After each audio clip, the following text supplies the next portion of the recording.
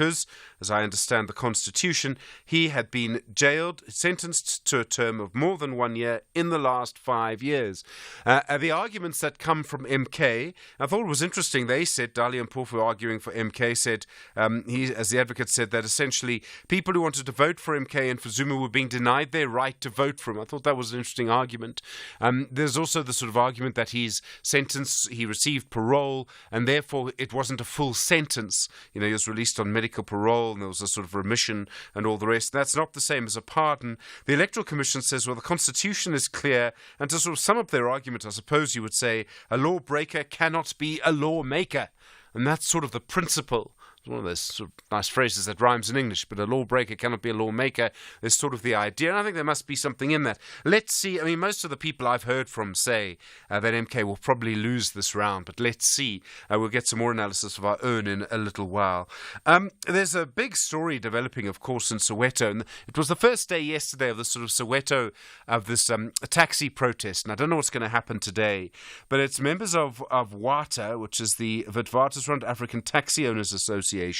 They're in a dispute with the Gauteng Transport MEC, Keribone Diala Tlabela, because essentially WATA has been in a big fight with another taxi association, Nandue, and there's been a lot of violence between them. And in response, Diala Tlabela, the MEC, has said, okay, well, I'm impounding taxis now. We're going to stop you both operating for a while. And this is because it's the only way to stop the violence between you, in which innocent commuters have been killed. And how many times have we seen this? You know, we see it all the time. And as a result now, WATA said, okay, we're taking our ball and going home. We're taking the taxis away, basically. That's what they're doing. And it's a big, big issue, and it's a major issue, and could well be affecting your life this morning. But it's a major thing and something that we really need to look at. And we'll speak to a representative from the Taxi Association. I'll ask the question I've always asked, which is, why can't you sit down and talk? Why on earth do you have to resort to violence all the time? I mean, isn't that what we see? As we know, the taxi industry sort of makes up its own laws. It's been interesting to watch the back and forth about possible coalitions after the election next year. And there seemed to be a hint last week, and I'll just put it like that. There seemed to be a hint that the DA leader, John Steenhuisen, was suggesting that he could work with the ANC after all. And there's been this constant sort of question, you know, in our politics. He seemed to back off that yesterday. And then Julius Malema gave an interview on YouTube to JJ Tabane, I think it was, in which he said that he would be open to a coalition with the ANC if Floyd Shivambu were the finance minister.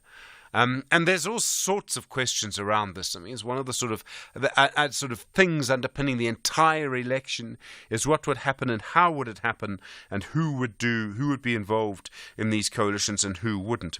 There's a story this morning, and a story that does affect us. One of our soldiers died in the DRC from what have been described as health challenges, and 3 Tanzanian soldiers had died in a mortar attack. And this gets to the complexity of the issue in the DRC, right? Now, our forces are there as part of the SADC mission with Tanzanian forces, and our condolences to the family of our soldier and the families of the Tanzanian soldiers who died through that mortar attack. This is all because of the militia group M23. Most people believe that M23 is sponsored by the Rwandan government. And our President Cyril Ramaphosa was with the Rwandan President Paul Kagame over the weekend to commemorate the Rwandan genocide. And our relationship with the Rwandan government is, and do help me out here, difficult with a capital D, tricky with a capital T, messy, just capital all of it. Very difficult. And so, you know, it is a really complicated situation. And then there's more reporting, and I remember when this happened, I thought this is interesting, the sort of bodyguard situation in Joburg. And there's a bit more details on it now. This was in Daily Maverick this morning. That, as I understand it, the mayor of Joburg, Kabelo Gwamanda, will get 10 bodyguards and 8 cars. And the speaker, she's from the AIC, Margaret Arnolds, will get 8 bodyguards and 5 cars. What do you need 8 cars for? I don't get it. And I've seen presidential cavalcades. Sometimes I've seen a presidential cavalcade that's 3 cars. That made sense to me. And I've seen one with, 12, 15 cars. I don't know why that is. But why? I mean, does the mayor really need 10 bodyguards and 8 cars? I mean, would you recognize the speaker of the city of Joburg if you walked past her in the street? On the other hand, if you see someone with 8 bodyguards and 5 cars, maybe you will.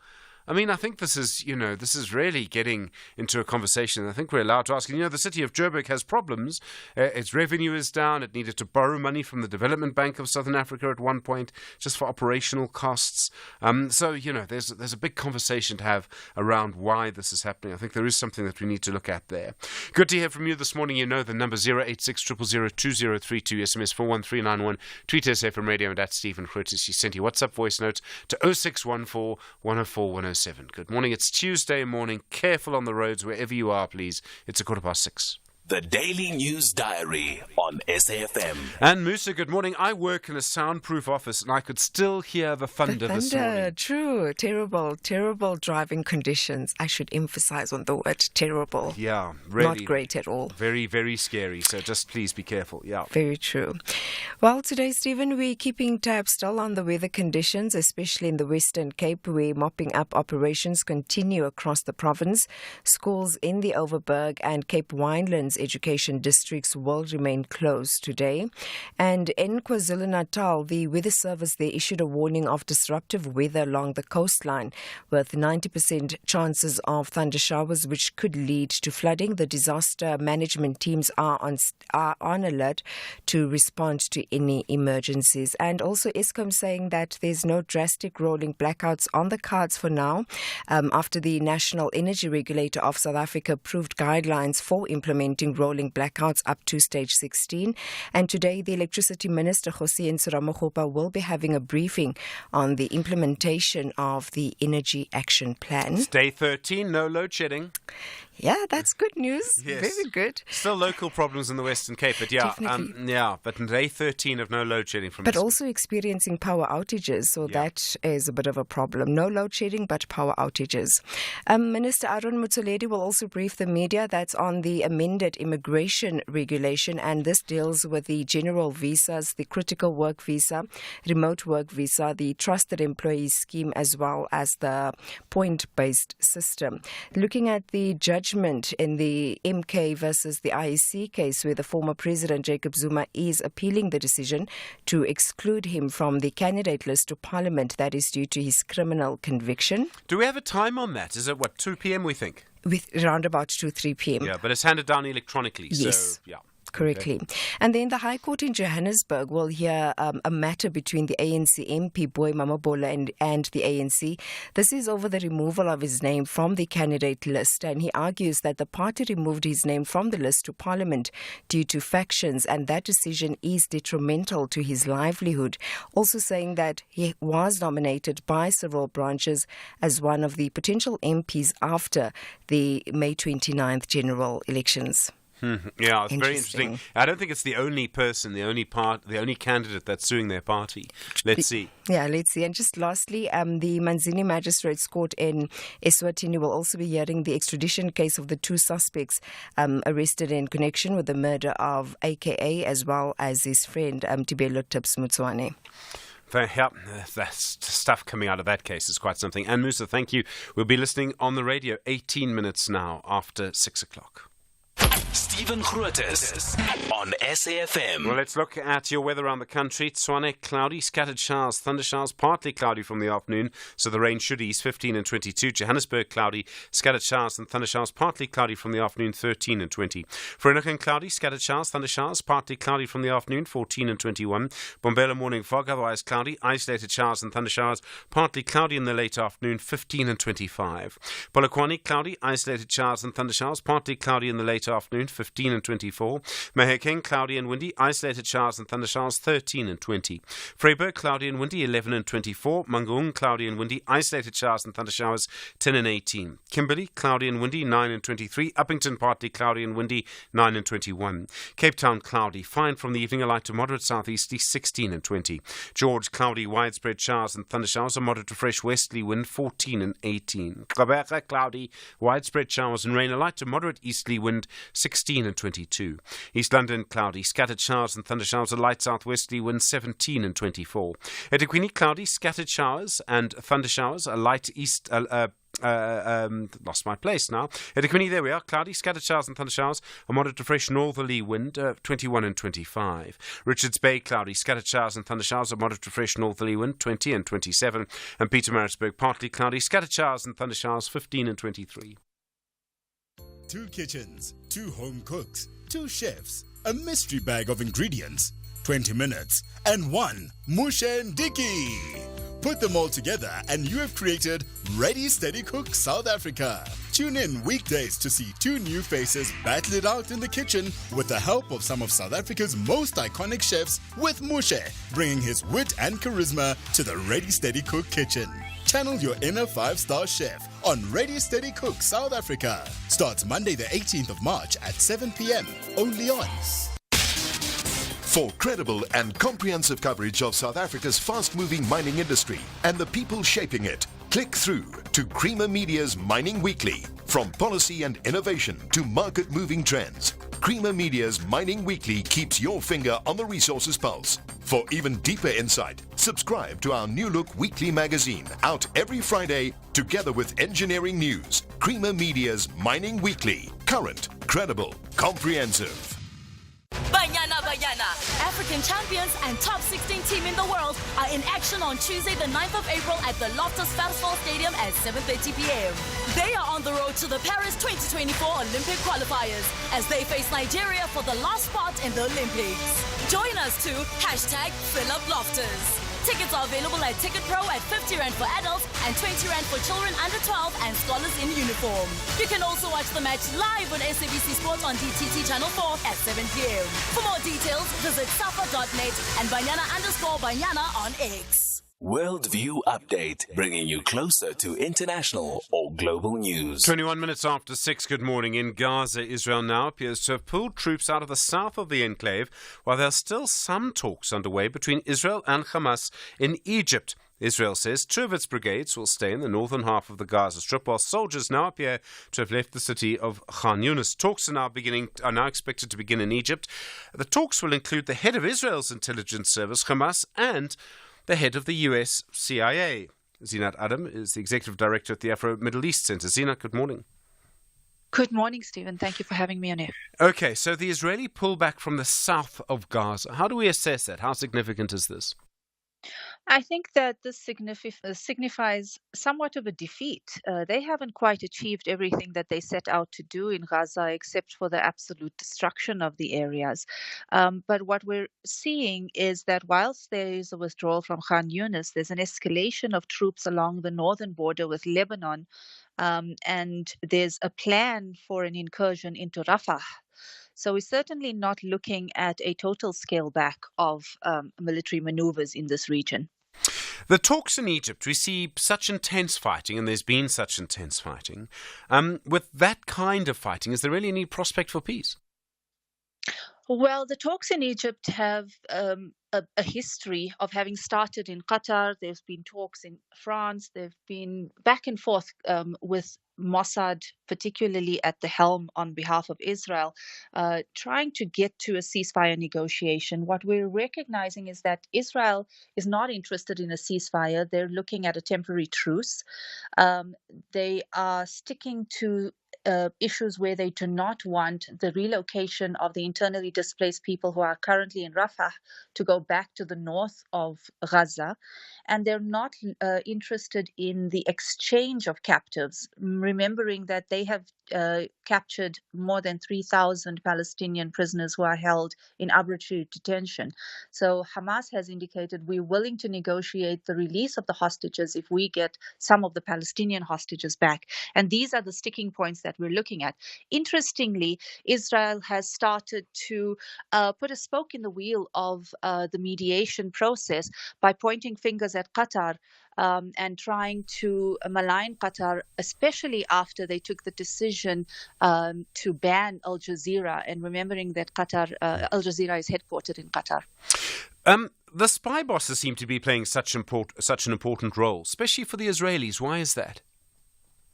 Well, I think that this is where some of the most intricate issues related to the mediation process have to happen, and they've been involved from the very beginning. Qatar began that process within the first week of the attack from Hamas into Israel. So it was very early on that this took place. What we're seeing now is a little bit of a shift, especially after the provocation by Israel and the attack on the Iranian consulate in Syria. So there does seem to be some maneuvering, some movement.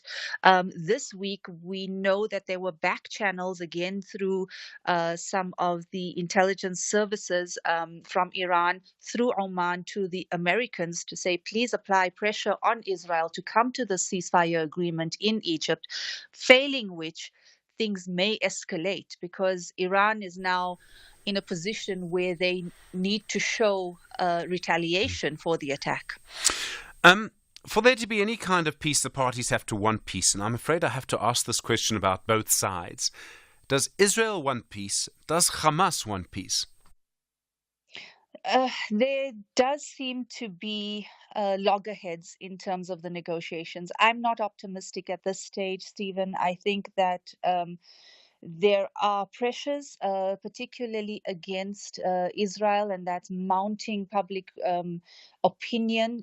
The Americans are being put into a position where they have to take a firmer stance on Israel. But what I see is that Netanyahu is desperate to salvage his political career. He's under internal pressure from the right wing, from characters like Ben Gvir and Smotrich. And then, of course, you have massive protests in Tel Aviv itself. You've got other politicians like Benny Gantz calling for elections, early elections.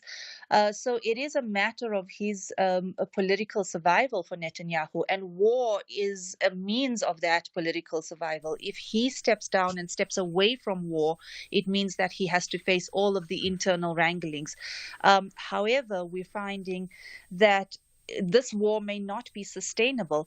Concurrently, what they're trying to do, and I think it's something that you and I spoke about quite early on, is the idea of the gas exploration. And Israel, while they've been bombarding Gaza, have now issued 12 gas exploration licenses, including within the Palestinian maritime borders. And this is, again, against international law.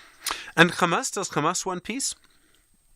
Hamas has been very clear at the outset that they want an exchange of prisoners. And I think that if we remember from their initiation of the attacks on the 7th of October, the idea was to capture as many hostages as possible, to use them as leverage in order to enter into the negotiations and try and exchange them for Palestinians who were already held by Israel. So that is their main sticking point, that if that happens, there can be a de-escalation. Without that, they're not interested. They also are sticking in their heels in terms of the return of IDPs to the north of Gaza, and this is something that Israel doesn't want to do. They've also asked for Israel to withdraw all of their troops. Israel is indicating that they would need to have some troops remain should there be a temporary truce. As I've said, Israel is not interested in a comprehensive ceasefire. Zinat Adam, thank you very much indeed. Really appreciate the time. Executive Director at the Afro Middle East Centre, 27 minutes after 6. This is SAFM Sport with Zai Khan. Zai, good morning. Good morning. The Proteas women, how are they feeling? Oh, they're hoping only showers they see are the ones of runs and not rain, ruining today's match fun. But yes, they're geared up for the ODI series against Sri Lanka, all happening in East London. The first of the 3-day night ODI encounters gets underway at Buffalo Park Stadium this afternoon from 2 p.m. Here's our Proteas women's captain, Laura Walford. No, I definitely think we can pick ourselves up. It's obviously, it's still a game of cricket. I think we didn't do our best, but I think we know where we went wrong and we know what we can improve on. It is our stronger format. It is a format that we feel quite confident in. So yeah, I think we definitely back ourselves and believe that we're able to beat them. I think if we perform to the best of our ability, we can beat any side in the world for that matter. So we just need everything to come together, and that consistency is something that we've been speaking about wanting to do better in. So hopefully we can have 3 games where we're fairly consistent throughout the entire series. On to swimming now. Both Erin Gallagher and Tatiana Smith made strong opening statements on the first day of action at the SA National Swimming Championship in Gqeberha yesterday. Gallagher claimed the 50-metre butterfly title in a new SA record of 25.59 seconds to get her week off to a best possible start. Meanwhile, Peter Coetzee won the men's 50-metre breaststroke in 25.54 seconds. Now, there were no Olympic qualifying times in the 2 eligible events yesterday. India's Kushagra Rawat won the men's 1,500-metre freestyle and Danae Coetzee the women's 800-metre freestyle. Jaden Eaton won the men's 50-metre butterfly and Taylor Yonker was the first in the women's 50-metre backstroke. Soccer action to look forward to in their quest for survival in the DStv Premiership. Relegation threatened Cape Town Spurs will lock horns with the in-form league leaders Mamelodi Sundowns at the Athlone Stadium tonight, 7:30 p.m. Now, Spurs have faced a dip in form in the DStv Premiership with their previous 3 fixtures, losing their last 2 matches in the league against Chippa United and Morocco Swallows. Now, the Urban Warriors have been on an unbeaten streak in the league for 4 matches prior to the aforementioned results. Now, as for Mamelodi Sundowns, the team is currently leading the table. They're 10 points clear with 3 games in hand over second place Stellenbosch FC. That's how we wrap it up for now on Sunrise. More sport, top of the hour. I'm Zai Khan. Zai, thanks very much indeed. Well, lots to come in the next little while. We'll find out more about the situation on the roads in Joburg this morning. Also, the Mpumalanga Hospital being terrorised by a gang of men over tenders. Really amazing. You with SFM leading the conversation. Day 13 of no load shedding, 6:30. Good morning. In the headlines, the case in which South African authorities are seeking the extradition of 2 men implicated in the killing of Keenan aka Forbes and his friend Tibelo Tibbs Mutswane will this morning resume in the Manzini Magistrates Court in Eswatini. The Electoral Court is this afternoon expected to electronically issue an order in the Mkhonto weSizwe Party's case against the Electoral Commission. The Commission sustained an objection to former President Jacob Zuma's candidature on the MK Party's list for the National Assembly. And the South African Weather Service has issued a warning for rainfall and strong winds in parts of the Western Cape today.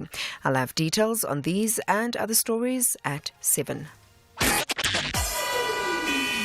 SAFM, guiding you through the rush hour traffic. Good morning. A reminder, as Stephen's been telling you about the stormy conditions across Gauteng province. The rain was heavy, is heavy. There's a bit of mist in the mix as well. There will be some flooding. There will be some surface water danger. So make sure you're driving out with plenty of time to get through what will be an inevitable backlog. But also give yourself that extra time so you're not having to push too hard and too fast through the conditions. It will be a busy one this morning. It's a crash on the R24 just after Edenvale. If you're on your way to the airport, that's quite heavy. There's big traffic on the R59 for motorists coming in from the Vaal. Big backlogs to Michelle Avenue. Some flooding on Allendale Road at Klipfontein View. So coming across from Tembisa direction Midrand. There's some extra pressure there this morning. And there's a bit of a backlog already on the N1 South coming out of Pretoria, Atterbury down to the R21 and then Brockfontein down to New Road. All looking very busy. Durban, a couple of breakdowns on your way out of Pietermaritzburg towards the coast. There's a breakdown just after Market Road in the right lane and a breakdown at Cliffdale in the left lane. And there are some delays at both of those locations. Cape Town, 2 major road closures remain shut because of the weather conditions. Clarence Drive around the coast between Royals and Gordons Bay still shut. That unfortunately means the long way around, backlogging through sort of Claymont and Botrafia, Crabo and Silaris Pass. It's an enormous backlog, or enormous way to travel to get around that. Shepherd's Peak Drive remaining closed as well. So if you're on or off the South Peninsula, it'll be Oak Upsavek as the alternative. And the M7, very heavy coming out of Mitchell's Plain again. Another day with no traffic lights at Samora Michelle. So the M7, R300, Highlands Drive, all of those routes leaving Mitchell's Plain towards Philippi are badly backed up. Rob Byrne, SAFM Traffic. The Business Update on SAFM. Jimmy Moyaha, host of our business show. Good morning. Morning, Stephen. Morning to the listeners. Asian markets, US markets, how are they looking?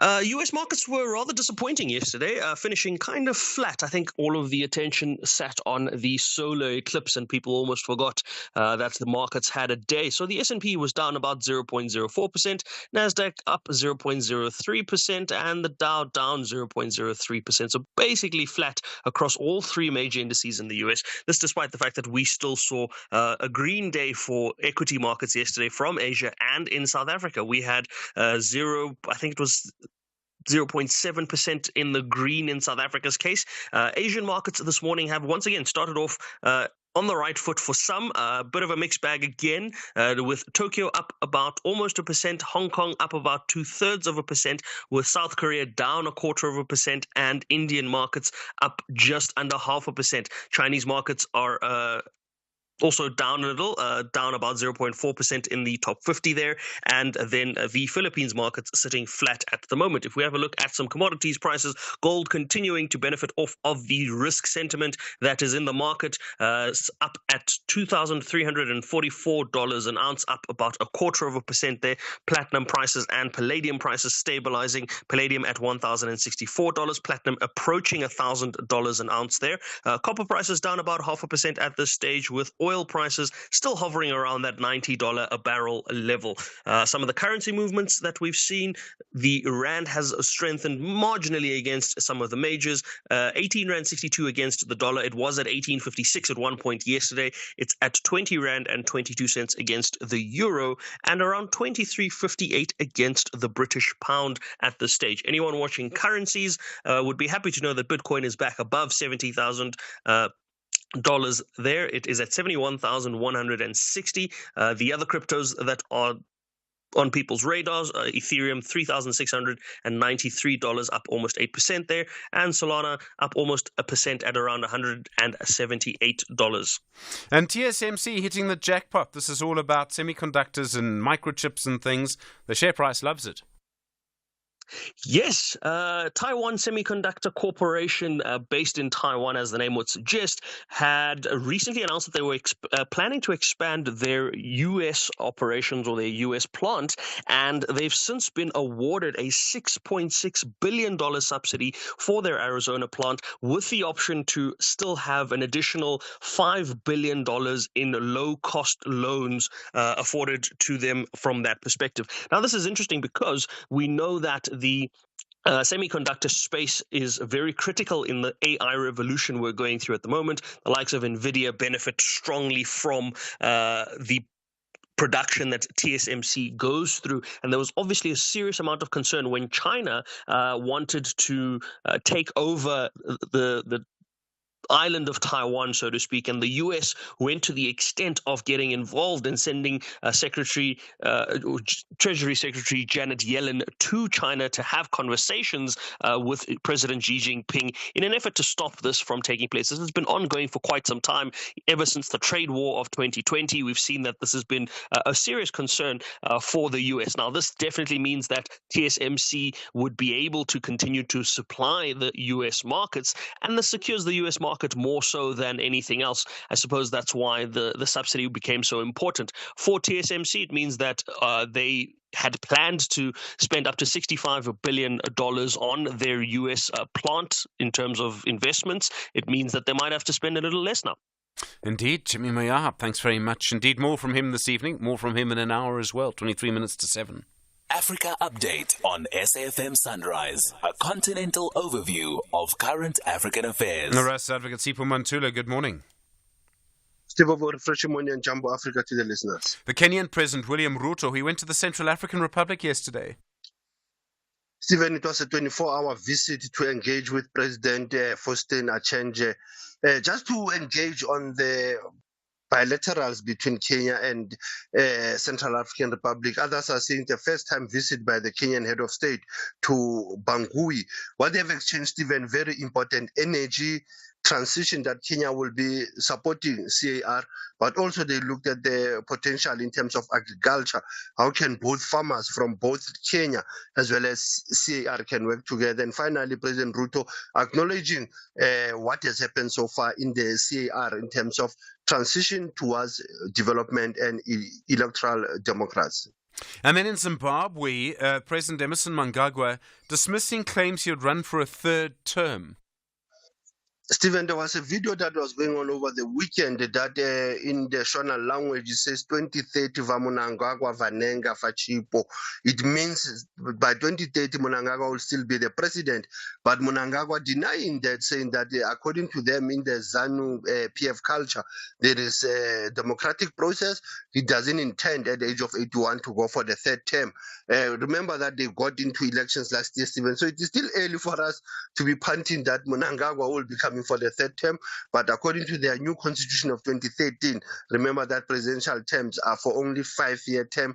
Mandate is only for only a decade to be the president. So Mnangagwa denying that viral video that was going on in Harare over the weekend.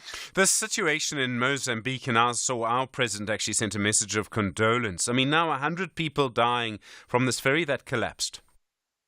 Stephen, this is worrying because remember we've been talking about the cholera effects in the SADC, but with this one coming from one of the regions in Mozambique, the province of Nampula, where almost 90 people have lost their lives, Stephen, it is also that they're only accessing boats as a mode of transport due to the challenges that we're having in Mozambique. Now, government being worried that there are still 26 people missing, and those who were carrying over that boat, Stephen, it was an overload. That's what has happened to this death of people who lost their lives between Sunday and yesterday. And as we said, both President Ramaphosa and Philip Nyusi, they've been engaging in terms of humanitarian assistance, what they can do to the families who have suffered in Mozambique. And then in Sierra Leone, their president declaring a national emergency on drugs and substance abuse. Stephen, there's this drug, they call it Kush in Sierra Leone, that President Julius Maada Bio had to declare national emergency yesterday, but also assisting the Ministry of Health in terms of dealing with reported case of this drug since last year. We've been having more than 1,800 cases of this Kush drug that young people in Sierra Leone are being introduced to. Now, the government is coming out clear, Stephen, by pushing the drug-free future in Sierra Leone and by pushing that they've went through COVID, they went through Ebola. Now they have to also challenge what the young people of Sierra Leone are going through with this addiction of this new drug called Kush. And then you're taking us back, I remember when this happened, the 9th of April 2015. It's almost 9 years, Stephen. We remember the words like follies, the issue of removal of statute. That was in the UCT on this day. But the day before, Stephen, yesterday, actually, that's where the UCT Council took a decision in consultation with the Heritage of Western Cape to remove the statue of Cecil John Rhodes in UCT on this day, on the 9th of April 2015. It was 9 years ago. We remember names like Chumani Makwele, who was leading that protest against the fees must fall. But they were going on the statues also, Stephen, as part of the decolonial project that many universities were pushing during that time of 2015. Asante Sana SG, as to still leading the conversation, SFM observing the Freedom Month. The Rust Advocate Sipho Mantula, thank you very much indeed. Back tomorrow, more news from our continent through the day. The Spanish princess tells the riveting story of Catherine of Aragon, a woman who has an eye on the English throne, and nothing and no one is going to stand in her way. It's a vivid and captivating reclaiming of Catherine's story, which has historically been overshadowed by her infamous marriage to King Henry VIII. Tune in to drama, plots, romance, the twists and turns. Stay for the suspense. Channel your inner royalty with The Spanish Princess. Starts Saturday the 6th of April at 9:30 p.m. only on S3.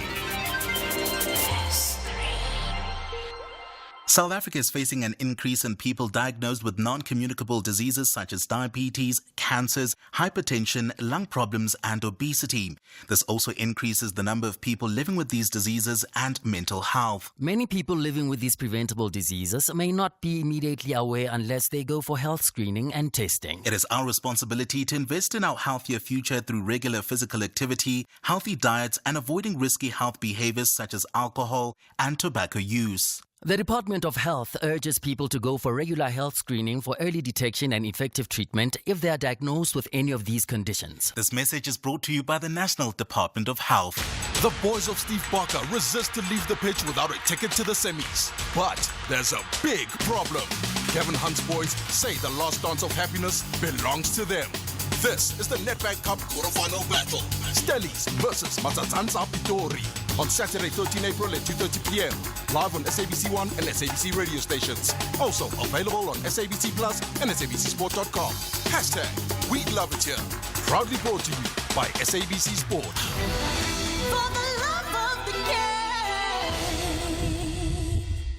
First in the morning, SAFM Sunrise with Stephen Grootes. 16 minutes to 7 will really intense rain overnight in parts of Gauteng. We know, of course, Cape Town and the Western Cape, and so many schools still closed, I think, in the Western Cape after damage there. They've had a very difficult time, but heavy rain overnight. Worried that there'll be some flooding in parts of Gauteng this morning. We'll speak to the Joburg Emergency Services, Robert Muludzi, in a moment, but let's start in Tshwane this morning. Charles Mabaso is the emergency Deputy Chief in Tshwane. Charles, good morning. How bad is it in Tshwane this morning? Good morning, Stephen. And our hearts are out with the affected in Cape Town. And in Tshwane, it has been quiet. Though now, just before I spoke to you, we have dispatched teams to Rabi and End Street, where a vehicle with a female occupant is trapped in the water. But we are hoping that the emergency services would be able to evacuate that woman safely. So we still make a repeated call for residents not to cross flooded waterways, particularly also where we put barricades, because sometimes we put barricades to close the roads and you find that one person who opens the barricade and try to cross the flooded street. So we are making that repeated call. And we only had overnight an incident in Refilwe where a street was flooded, but no households were affected. We are also monitoring all the low-lying areas. It would be to our advantage if everyone works with us, to not do or behave in an unbecoming way. Charles Mabaso, thank you, the Deputy Chief for Tshwane Emergency Services. Let's speak to Emergency Services in Joburg. Their spokesperson's Robert Muludzi. Robert, good morning. When I was coming in, it was raining very hard. There was water already in certain places. What are you seeing in Joburg? Good morning, SG, and all morning to the listeners. Yeah, so far in Johannesburg, we have not yet received any major reports where maybe we had to evacuate people, but we're just concerned about our communities in our informal settlements, mostly in the low-lying areas. They normally becomes vulnerable when we have continuous rainfalls like the ones which we're having now.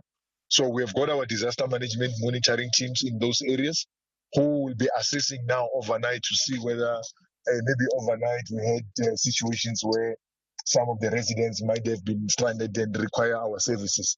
So, and also we're still pleading with our motorists to continue to exercise caution, extend the safe following distance, and also try and avoid crossing areas which might be flooded. Most of the motorists who are driving around Johannesburg, they are mostly familiar with other areas like in Soweto along New Canada Road and also Klip Valley Road. Just those are the areas where we know that when we have wet weather conditions like this one, normally the road will become flooded, and of course our motorists need to be aware of that. Our communities in our informal settlements, normally when they conduct their daily activities, they're normally crossing river streams, which is very much dangerous now that the water levels are much more high. So we're pleading with them to avoid crossing those areas as and when they're conducting their daily activities. And of course, our church communities, most of them, they are tempted to visit river streams now that it's raining like this. to conduct their baptism and rituals in most of our river streams in the city. Yesterday, we visited some of the river streams. We found out that they were busy conducting rituals or baptism in those areas, which is extremely dangerous because the current of the water now is very much stronger and the water levels are much more high.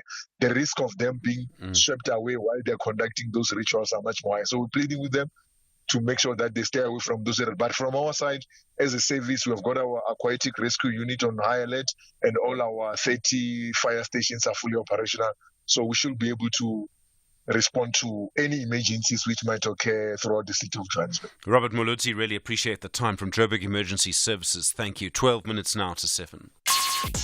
Call us on 086 000 2032. New figures show 85% of the victims of kidnappings in South Africa are women and children. In the last financial year, 15,000 kidnappings were reported. You do have to look at the numbers carefully because every car hijacking can also be logged as a kidnapping. Bianca van Aswegen is a criminologist and case officer at Missing Children South Africa. Bianca, good morning. When we see so many victims of kidnappings are women and children, I mean, it seems to me they're obviously being deliberately targeted. Good morning, Stephen. We need to understand that kidnappings happen for various reasons. Yes, ransom kidnappings is on the rise, and that is what we see that is quite prominent at the moment. But we've also got kidnappings such as parental abductions where children are victims. We've got opportunistic kidnappings where children and women fall victim to. So we need to see this as, the different types of kidnappings that happen, who the victim actually would be for those types of kidnappings, especially for human trafficking purposes. We see such a big increase in kidnappings, particularly kidnappings for ransom now. Are the police able to deal with this? And it seems to be very, very difficult. It is very difficult in the sense of these syndicates are very sophisticated, that especially with the ransom demand kidnappings. We've got our special unit within the Hawks that deals directly with the kidnapping cases such as the ransom, but it is very difficult. There's so many kidnapping cases being reported to us as an organization and to the police. To handle all of them is very difficult. So that's why we ask the public and the communities out there, please know what you do, keep yourself safe, and try to stay out of harm's way. Are there things you can look for? I mean, obviously, we always know that for particularly ransom kidnappings, children are taken at schools, areas like that. You need to be careful in those places. Definitely. And it's also something that you need to look at is to change your routine, to maybe just leave your house 5 minutes earlier or 5 minutes later. Do not follow your exact routine every single day. Make sure that you take different routes to work, for instance, or to school, or back from work and school to home. Just change your routine so that if there should be someone that is watching you and should We seem to have lost Bianca van Aswegen there. Sorry about that. Not sure why. A criminologist and case officer at Missing Children South Africa, 9 minutes to 7. SAFM, guiding you through the rush hour traffic. Well, with all the rain across Gauteng, you won't at all be surprised if I mention flooding in Centurion. It doesn't take much more than a little bit of rain to flood things up there along the Henops, and it's with the heavy rain, it's completely flooded nice and quickly. N Street, Rabi, John Foster, all of that section closed down. So there will be some extra pressure as you hit the alternative routes around that closure. Of course, John Foster, a really link road between sort of Central Centurion and Jean Avenue coming off the highway. So busy conditions through Centurion. Crash on the N1 South coming out of Pretoria this morning, down at the R21. That's quite heavy. Traffic backlogging through towards Atterbury already. And then from Brockfontein down to New Road, it's super thick and heavy, clogging up through Midrand. Flooding on Allendale Road between Klipfontein View and Midrand, so coming away from Tembisa. That is quite a heavy backlog. Also, crash on the Mike 1 North for Joburg motorists before 11th Avenue.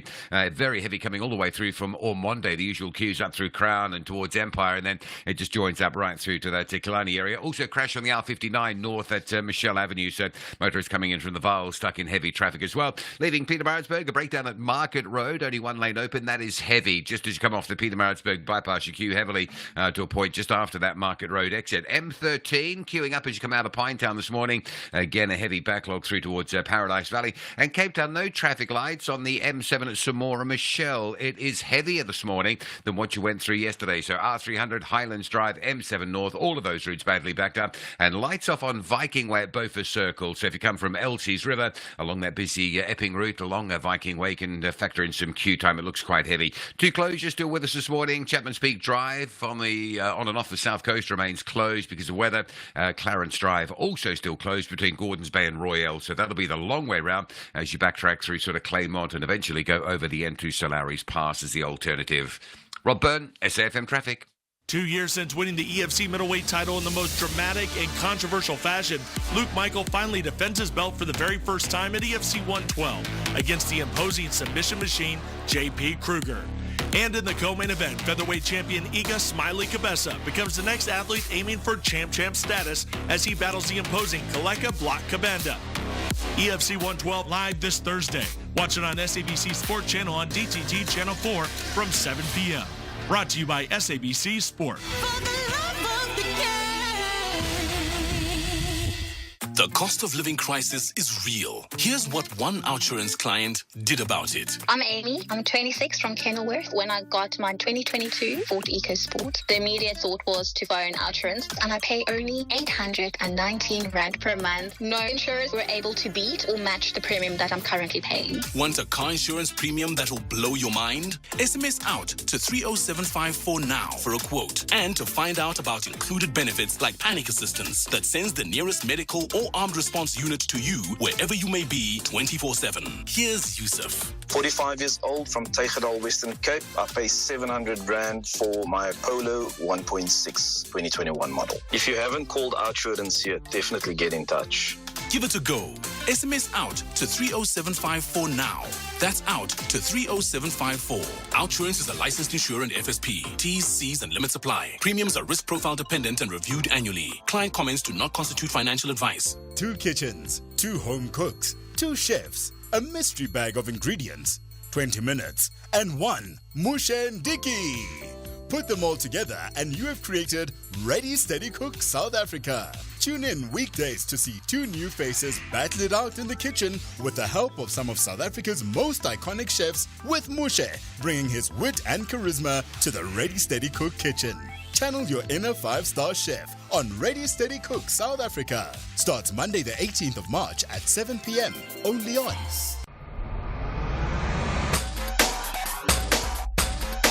SAFM 104 to 107 nationwide. 5 minutes to 7, good morning. It's been reported a group of around 20 men have been pushing into the Temba Hospital, it's near White River in Mpumalanga, and causing chaos with nurses and doctors because they haven't been given tenders at the institution. In some cases, they've even assaulted doctors. Welcome Mnisi is the Provincial Secretary for the Union Nahawu in Mpumalanga. Welcome, good morning. Good morning, my brother, and good morning to your listeners and workers at home. As I understand it, you actually saw this happen yourself. You were in the room when this happened. What happened?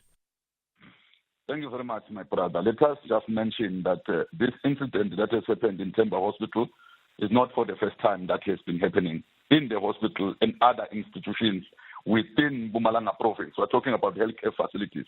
The only difference in Temba Hospital is that there are local business people who are thugs who have then resorted to target the institution because they demand for business opportunities such as the tenders, as you are indicating. This has happened in front of us, my brother, because you will remember that in each and every institution we are having structures of the union, we are having leaders, and these leaders of the union have themselves been attacked by these thugs who are known by hospital management, who are known by community members, people who will just drive in the hospital with vehicles, loaded at the back of vehicles, and then terrorize workers, demanding business opportunities, demanding to see the products that are delivered, that are given to patients in the hospital, to see whether it is coming from local and so on. This is the kind of situation that we are currently faced with in Gapogweni, in Temba Hospital. Yes, indeed, it has happened in front of us when we were watching. It's not only the professional employees who have been attacked, including all levels of workers, all categories have been attacked by this thugs. And by attacked, I mean, people actually being assaulted. Yes, indeed. People have been assaulted. I mean, what do you call it when armed people carrying guns, they will just walk into the hospital, walk into the offices and demand to be given opportunities, business opportunities, and then go around the hospital terrorizing people. We're talking about an employee that has been assaulted there with a stethoscope that is used to assess patients within the hospital. That doctor was attacked in the same hospital. Other workers were held at hostage by these armed people who have not covered their faces. So it means that they can do as they wish in that particular institution. Yes, there are a number of cases where that has happened in Temba Hospital. Welcome. Where are the police? I mean, shouldn't the police be dealing with this? It's a good question, my brother. When this thing first happened last year, let me just briefly, a few seconds. Last year, we were attending a meeting with management resolving issues that affect members in Temba Hospital and the community. During the evening, around 9:30, a group of people walked in.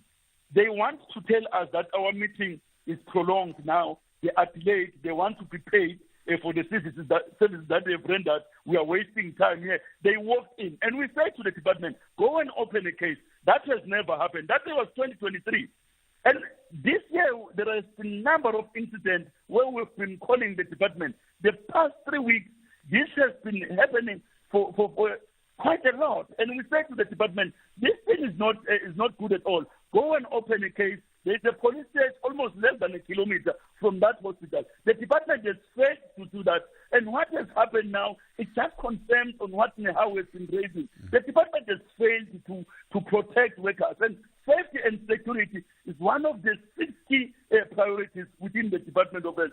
Yes, they have failed to do that. They waited until such incidents happened. And some of these incidents happened in front of them. When this attack happened last week, management was in the institution and Nehao had said, we are not safe because of 1, 2, and 3. Please come up with a risk assessment plan that's going to protect the workers. Unfortunately, that did not happen.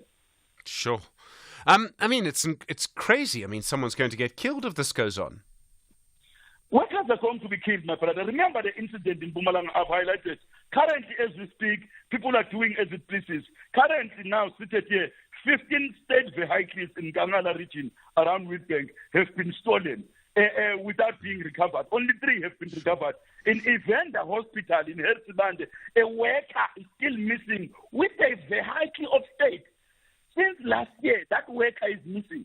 You can just imagine the trauma suffered by the children of that worker, a member of Nehao, by the families, by the workers there in that particular institution. So this incident that has happened in Temba Hospital is a continuation of what we've been raising. That's why Nehao has said, in source security services, Mpumalanga Provincial Department, and there's been a number of promises where we've been promised that was going to happen, so that we're in control over the healthcare security services. But we have not been listened. We have said all institutions in Mpumalanga province must be safeguarded by employees that belongs to the provincial government as a result of the insourcing. We were told that this is going to happen, and it has not happened. So this is the result of what is happening.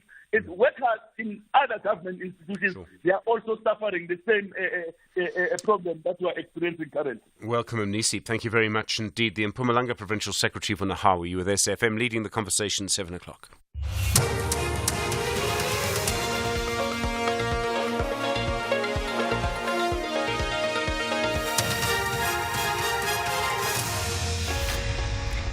In our top stories, extradition case of Ndemande brothers back in Eswatini court and a weather warning for the Western Cape. Good morning.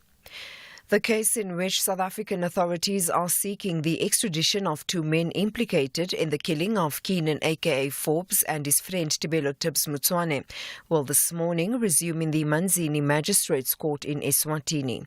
Brothers Siyabonga and Malusi Ndimande are accused of killing two more people in Durban in KwaZulu-Natal between February and March last year. 5 other accused in the killing of Forbes and Mutswane have been appearing in the Durban Magistrates Court. Mtobisi Mkalipi reports. Siyabonga and Malusi Ndimande were arrested in a house they were renting in Mbabane, Eswatini in February. They are wanted in South Africa for 4 murder cases, attempted murder and conspiracy to commit murder. A few weeks ago, the case was postponed to allow the defense to go through the 254 pages of the official extradition application. Today, the defense is expected to indicate whether they will oppose the extradition application. In election news,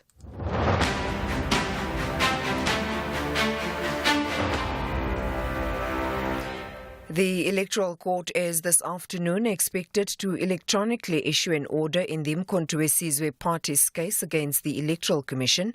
The Commission sustained an objection to former President Jacob Zuma's candidature on the MK Party's list for the National Assembly because he was convicted of being in contempt of court and sentenced to 15 months imprisonment in 2021. This after he refused to testify before the Zondo Commission. Zuma was later released on medical parole. The Commission's legal representative, Advocate Tembeka Nqokaitobi, yesterday argued the remission did not change the Constitutional Court's original sentence. The remission never changed the sentence. It never said you are no longer sentenced to 15 months. You are now sentenced to 3 months. It simply determined the period of the release. And the executive is entitled to do that. The executive cannot say the courts did not say you are sentenced to 15 months. The executive can say we are forgiving you and therefore you are released, you can go home. When you look at section 47(1)(e), that section is about what was the sentence imposed by the court. The South African Weather Service has issued a warning for rainfall and strong winds in parts of the Western Cape today, since the weekend inclement weather has resulted in damage to formal and informal dwellings.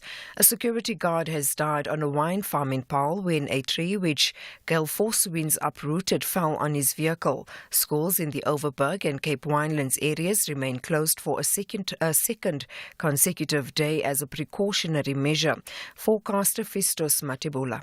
We still have that current flow pressure system, which is expected to continue bringing rain over the eastern parts of the Western Cape, including the eastern parts of Overberg in the morning, with the total rainfall of expected to range between 20 to 40 millimeters. However, a rainfall of up to 60 millimeters of rainfall are expected over the extreme eastern parts of the Garden Road, which including George, Knysna and Plettenberg Bay. Eskom says drastic rolling blackouts are not on the cards because the grid is gradually improving. It has sought to allay consumers' fears that the country is slipping into stage 16 rolling blackouts. This after the National Energy Regulator of South Africa approved guidelines for implementing rolling blackouts up to stage 16. The newly released guidelines will allow Eskom to implement drastic rolling blackouts beyond stage 8 or up to 20 hours of power cuts. Eskom spokesperson Daphne Mukwena. We are now on day 12 without any load shedding. We've seen in December we actually spent 19 days without load shedding. We've seen from January up until April that we've had less stages or lower stages of load shedding, if you may. So basically that just shows that our plans, which is the generation recovery or operational recovery plan, is indeed yielding the desired result. It's just to make sure that, in case we have to move to a higher stage, our system operator is basically prepared for that. And finally, millions of people across the U.S. have been able to view yesterday's solar eclipse across North America. That's when the moon's positioning between the Earth and the Sun cast a shadow. This creates a total eclipse that lasted more than 4 minutes in some regions. Sharon Bryce-Peace reports. About 32 million people across the United States live within the path of totality, with overcast skies in New York City partially blocking the eclipse at times. Diplomats, journalists and UN staff also gathered outside the UN's Manhattan headquarters to view the rare event. Experts predicted that it would take about 80 minutes from the moment the moon began to cover the sun to the moment of totality, and a further 80 minutes to reverse that process. During the spectacle, the moon temporarily blocked the sun's rays, creating a halo effect that cast an eerie dusk-like effect in the middle of the day. The next total eclipse visible from anywhere in the United States will take place on March 30th, 2033. Recapping the top story, the case in which South African authorities are seeking the extradition of two men implicated in the killing of Keenan aka Forbes and his friend Tibelo Tibbs Mutswane will this morning resume in the Manzini Magistrates Court in Eswatini. For SAFM News, I am Anne Musa. A very good morning to you. In your SFM Sports headlines, soccer. Banyana are gearing up with confidence to overturn their deficit against Nigeria's Super Falcons tonight. And the Proteas women are all set to shine against Sri Lanka, hoping the weather holds up for the perfect pitch battle. Details just before 7:30. SAFM, guiding you through the rush hour traffic. Reports of flooding coming in thick and fast around the Ekurhuleni region, Boksburg, and just sort of southern parts of Benoni, routes like Atlas and Commissioner, Trickard Road heading through towards through the central Boksburg area near the Civic Centre. That is underwater. So if you're driving Boksburg, Benoni this morning, just be very careful and cautious, please. Also, a lot of collision scenes in the wet weather. There's one on the R59 at Michelle Avenue. That's heavy. Crash on the N3 north at Elands holding things up. A couple of crash scenes between Daveyton and Atlas Road as you move out of, through Putfontein and Benoni. That's a heavy queue on your way to Joburg. Crash on the Mike 1 at 11th Avenue. That's a super heavy backlog from the Omonde area this morning. Also, a crash in Pretoria on the M1 south at the R21. Traffic parking all the way back almost to Linwood. Severe flooding in Centurion along the Henop. So, Rabi End and John Foster, again, that is all closed down. Motorists heading through Pietermaritzburg down towards Durban, an earlier breakdown near Market Road. Looks like it has been cleared. There was a big backlog, but things are starting to move on. And Cape Town, still fairly heavy this morning. The N1 inbound from Durban Road through to Kubo Interchange is all backed up. No lights on the M7 at Samora Michelle, so big queues out of Mitchell's Plain. And there's a lot of traffic just jamming on the R44, leaving Somerset West queues at Annandale Road. And again up at Jamestown on your way slowly to Stellenbosch. Rob Byrne, SAFM Traffic. SAFM Sunrise. A vivid start to your day. 9 after 7, good morning. You're with SAFM Sunrise. I'm Stephen Grootes. Glad you're with us this Tuesday morning. Please, as we keep saying, be careful in the traffic. Lots of places with lots of rain. This morning, Centurion already has some flooding. You heard from Rob Byrne there. So just please be careful around all of that. We'll look at the situation, the arguments in the electoral court yesterday around former President Jacob Zuma. We'll look at the situation around taxi violence in Soweto. There seems to still be that protest. We'll speak to the National Taxi Alliance about that. It always comes down to the same question, doesn't it? Why is it that taxi associations can't sit down and talk and have to use violence? And then your mediated conversation today, I think it's quite important. It's about the General Intelligence Laws Amendment Bill. Call it GILAB. Which is sort of a strange name. But anyway, it's about the changes that have been made to the intelligence services after the state capture era. And we all know how the Zondo Commission found that intelligence services were misused, abused during that time. So I think that's going to be an important conversation. All of that to come. Good morning, you're with SFM 10 after 7. Big stories of the day. #SAFM Sunrise. Well, the Electoral Court due to hand down its judgment today on whether former President Jacob Zuma can be a candidate for Parliament for Umkhonto weSizwe. The court heard arguments from MK and the Electoral Commission yesterday. MK is challenging the decision by the IEC to uphold an objection against Zuma's candidature because the Constitution says you cannot be a candidate if you've been sentenced to 1 year in prison in the last 5, if you've received a sentence of more than 1 year in prison in the last 5 years. Zuma, you may remember, was sentenced to 14 months in prison by the Constitutional Court 3 years ago. He was then released on medical parole, and this may be important. He wasn't pardoned. He was released on medical parole. Benedict Perry is a legal expert, managing director at Jurisprudentia. Benedict, good morning. Thanks for your time. Good morning, Stephen. I suppose to sum up the arguments, the Electoral Commission says the Constitution is very clear. A lawbreaker cannot be a lawmaker. Zuma knows he cannot stand. MK says that if Zuma cannot stand, voters lose the right to vote for him. That Zuma did not have to serve a full year because he was released on parole. There are other arguments. How do you assess what we heard yesterday? And I think ultimately it is as simple as, if you have been convicted of a crime for more than 12 months, you can't go to Parliament unless you've set out a cooling off period of 5 years, essentially. I don't think it should matter that you were remitted, or rather that your sentence was remitted. I think, yes, it does matter for the calculation of when that 5-year cool-out period starts to run from. But in this particular instance, that's not the issue at hand. The question is, was Mr. Zuma convicted of a crime? And was that period for more than 12 months without the option of a fine? And I think it is that straightforward. I don't think you can say that the president effectively raised the conviction period from 15 months to 3 months in the remittal, because that's not what the proclamation was about. It was releasing a whole bunch of prisoners, to alleviate overcrowding in the prisons. It had nothing to do with overturning a period of time that a court had sentenced you for. Okay, so people can bring up all sorts of technicalities, but the law in the Constitution, and it's not just a law, it's in the Constitution, is actually very clear.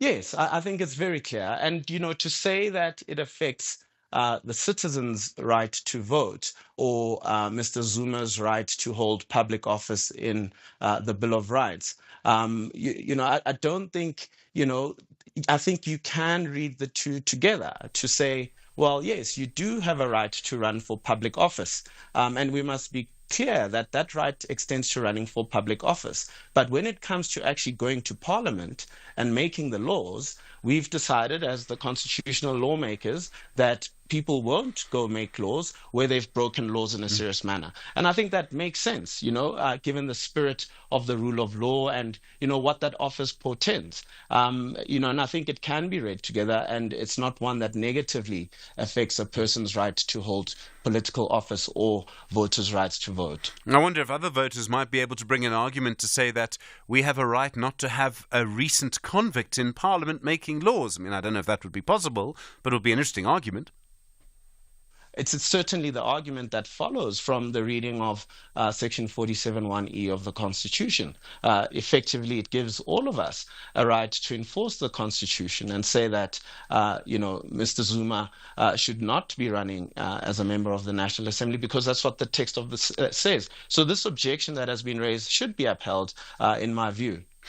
We're in the electoral court here. Can you appeal those decisions to the Constitutional Court? Stephen, I haven't checked that point specifically, but it would make sense that you should be able to do that because, the Constitutional Court is the highest court in the land. But, the actual section of the Act, I haven't really looked at that specifically, yeah. I was interested yesterday that the Electoral Court had 3 judges and 2 professors, and that's quite rare. And I know it has happened before, and there's sort of a reason why people do this and why it's set up in that way. But do you think it changes the kind of nature of the court? And I raise this because the Constitutional Court, the Judicial Service Commission, is also actually having interviews this week for positions on the Constitutional Court, and they're also looking at people who aren't judges. And I know other countries do this too. In fact, Germany does it often, where they don't have judges sitting on the sort of highest court in the land. Does it sort of change the way the court operates? It's such an interesting idea. Yeah, I think it's how a court should operate, in the sense that it should welcome different views, from different people in different sectors of society, such as, academia, and certainly legislation permits of that in this country in certain instances, including the Constitutional Court, in fact. So I think it actually is a good idea to make use of all the legal knowledge available, to preside over some of these questions, which are very interesting, especially in the context of our young democracy. Yeah.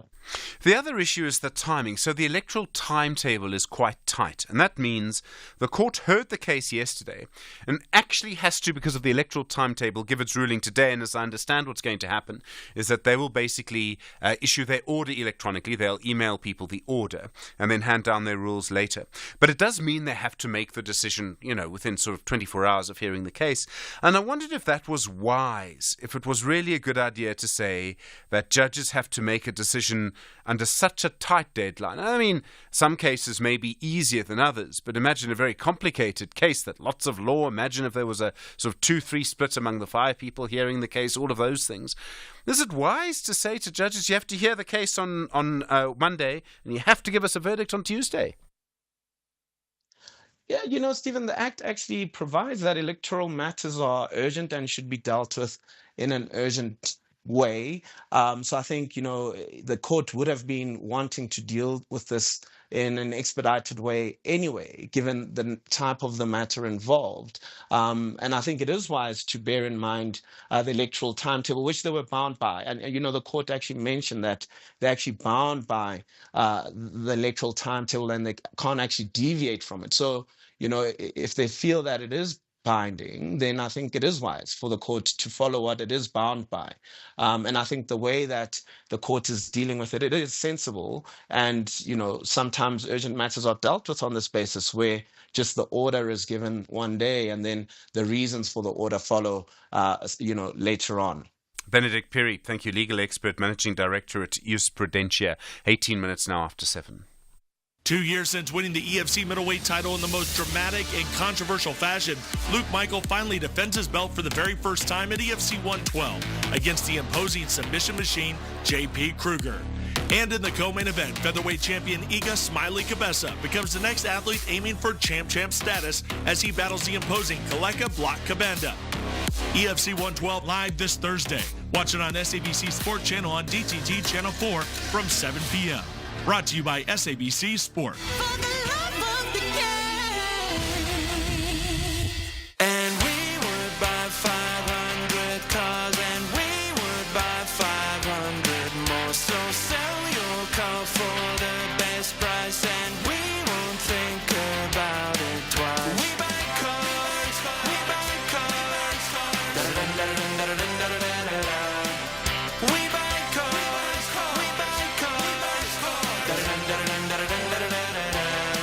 We Buy Cars, the easiest way to sell your car by far. The boys of Steve Barker resist to leave the pitch without a ticket to the semis. But there's a big problem.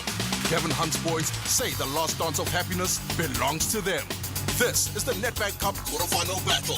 Stellies versus Matsatsansa Pitori on Saturday, 13 April at 2:30 p.m.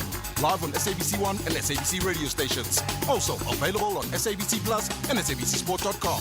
Hashtag We Love It Here. Proudly brought to you by SABC Sport.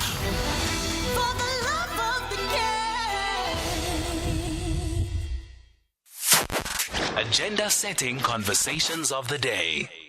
All right, 20 minutes now after 7 the time. Well, plenty to come. We'll be talking about the taxi industry in just a moment. There have been big issues there with the situation in Gauteng after the Gauteng Transport MEC essentially said that two of the big taxi associations would not be able to operate because of violence between them. We'll get you an update for you on that in just a moment. Also, conversations to come will give right of reply to the Limpopo Education Department. We heard from an organisation yesterday, very critical of their failure to provide proper toilets for learners, and that's been such a big issue. We've seen so many pit latrine deaths at schools over the years, and you'd think after everything that's happened, really, we would be able to resolve some of the problems that we've seen. So those conversations coming up as well, important conversations there. Other issues as well, don't forget your mediated conversation from 7:30 this morning, and of course looking at the situation around the new intelligence services bill. We'll be looking at that as well. 21 minutes after 7.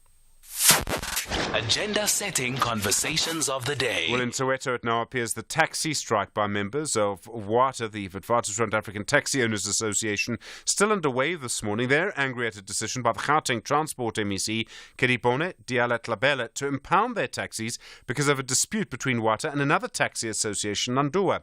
Diala-Tlabela says the two groups have used violence against each other and commuters have been killed in the process. Theo Malele is the national spokesperson of the South African National Taxi Alliance. Theo, good morning.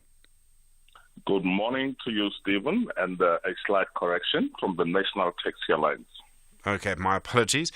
Do you support this strike by WATA? Do you support what they're doing? No, we do not. But your question is very fair. But perhaps there's an angle you also need to appreciate. Yes. And that angle speaks to the length and the times that these has occurred. This has been happening over years on end. And at some point, we were requested to do some thorough investigation into the actual root causes of this.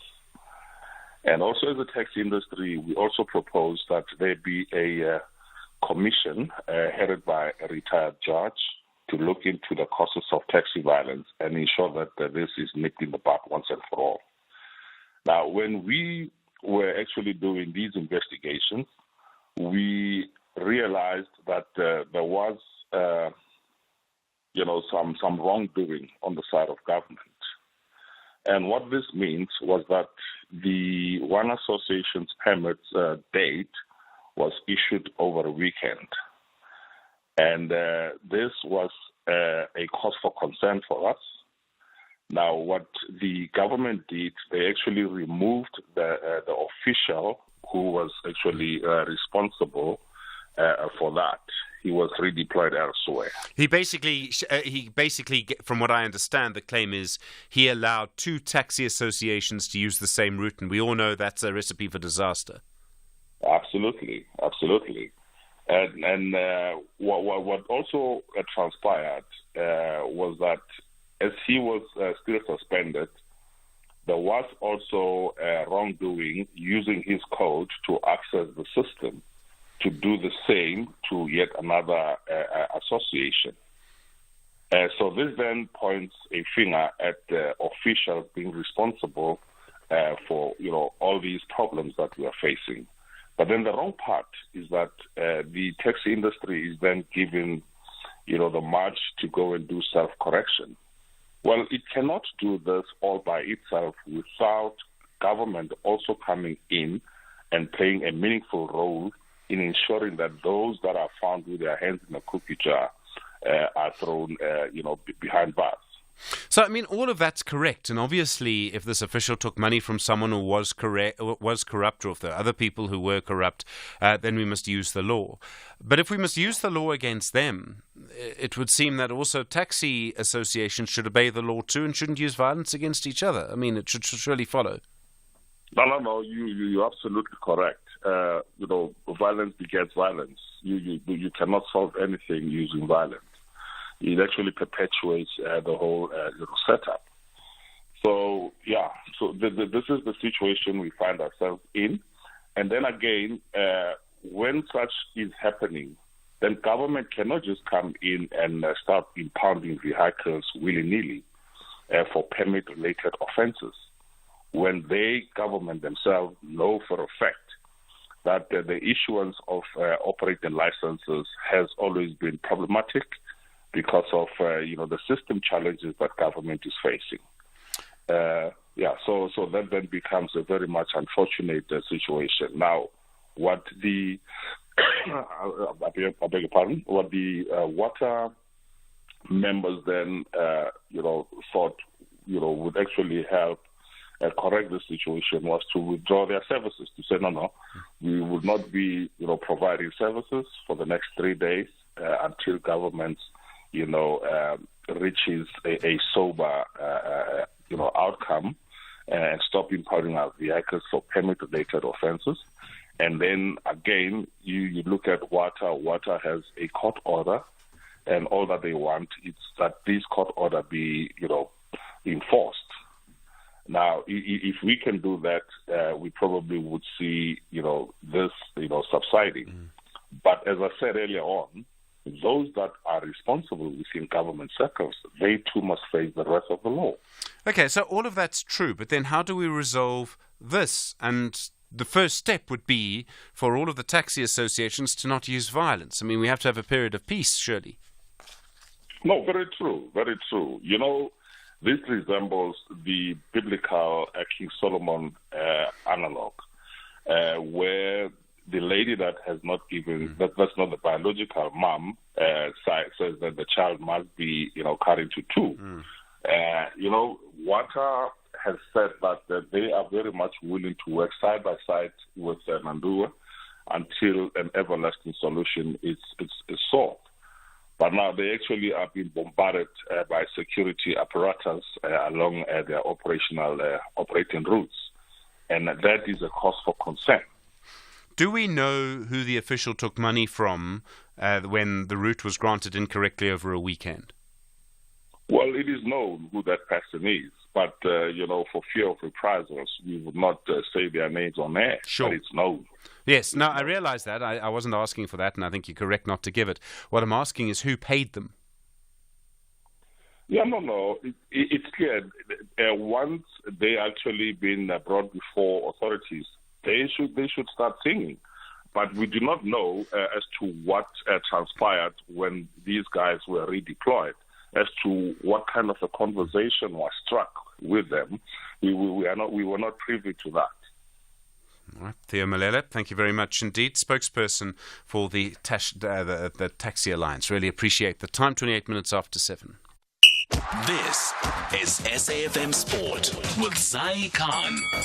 Zai, good morning. How's Desiree Ellis? Oh, it's all hands on deck for her and her team because tonight it's not just a game, it's the road to Olympic glory. They are into the second leg of the CAF Women's Olympic qualifiers, all happening at Loftus Versfeld. 7 p.m. is the kickoff. You can catch it live on S3. Now, the home side, they came back with a defeat in Abuja, Nigeria, but head coach Desiree Ellis remains adamant. Her side still has a chance to go to Paris for the 2024 Olympics. The team had only 1 day to prepare for this clash.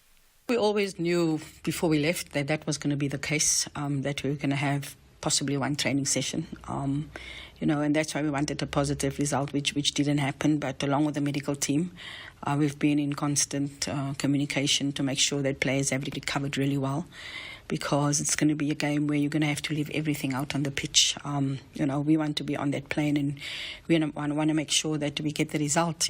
Playing at home, we've shown at home that we can score goals, but we're coming up against a formidable opponent.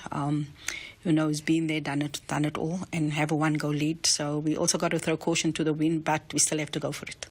More women's sport now. Following the challenging T20 International Series, Proteas women captain Laura Wolfhard believes her team is determined to bounce back with a resounding performance in their first ICC Women's Championship ODI against Sri Lanka in East London. The first of the 3-day night ODIs gets underway at the Buffalo Park Stadium this afternoon from 2 p.m. Wolfhard has also backed a new generation of players to make their mark in the Proteas colours. Yeah, well, it's obviously very exciting to have some young talent coming through the ranks. I think the T20 series was awesome to give some new players some chances, and I think so far everyone has been really impressive. I think especially young Karabo has been really good with the gloves, and she's really impressed selectors and coaches. But yeah, I think for them it was just about learning as much as they could and enjoying the experience. And yeah, like I said before, obviously these games are very important to us, so I think we'll definitely be looking to play our best 11 and hopefully put up a good performance. More cricket as Ruturaj Gaikwad played an outstanding innings. He helped the Chennai Super Kings pull off a 7-wicket win over the Kolkata Knight Riders in their Indian Premier League match. And finally, motorsport, Sergio Perez believes he will have clarity over his F1 future in a month. But team principal Christian Horner says Red Bull are not in a huge rush to finalise their 2025 driver lineup. Perez is one of 12 drivers without a contract for next year, but has enjoyed a strong start to the season with 3 second places from 4 races, with his latest podium coming at Sunday's Japanese Grand Prix. That's a wrap on Sunrise Sport. More for you, top of the hour. I'm Zai Khan. Zai, thanks very much indeed. We'll hear from the Limpopo Education Department about fit toilets in the next little while. You with SFM leading the conversation. Day 13 of no load shedding, 7:30.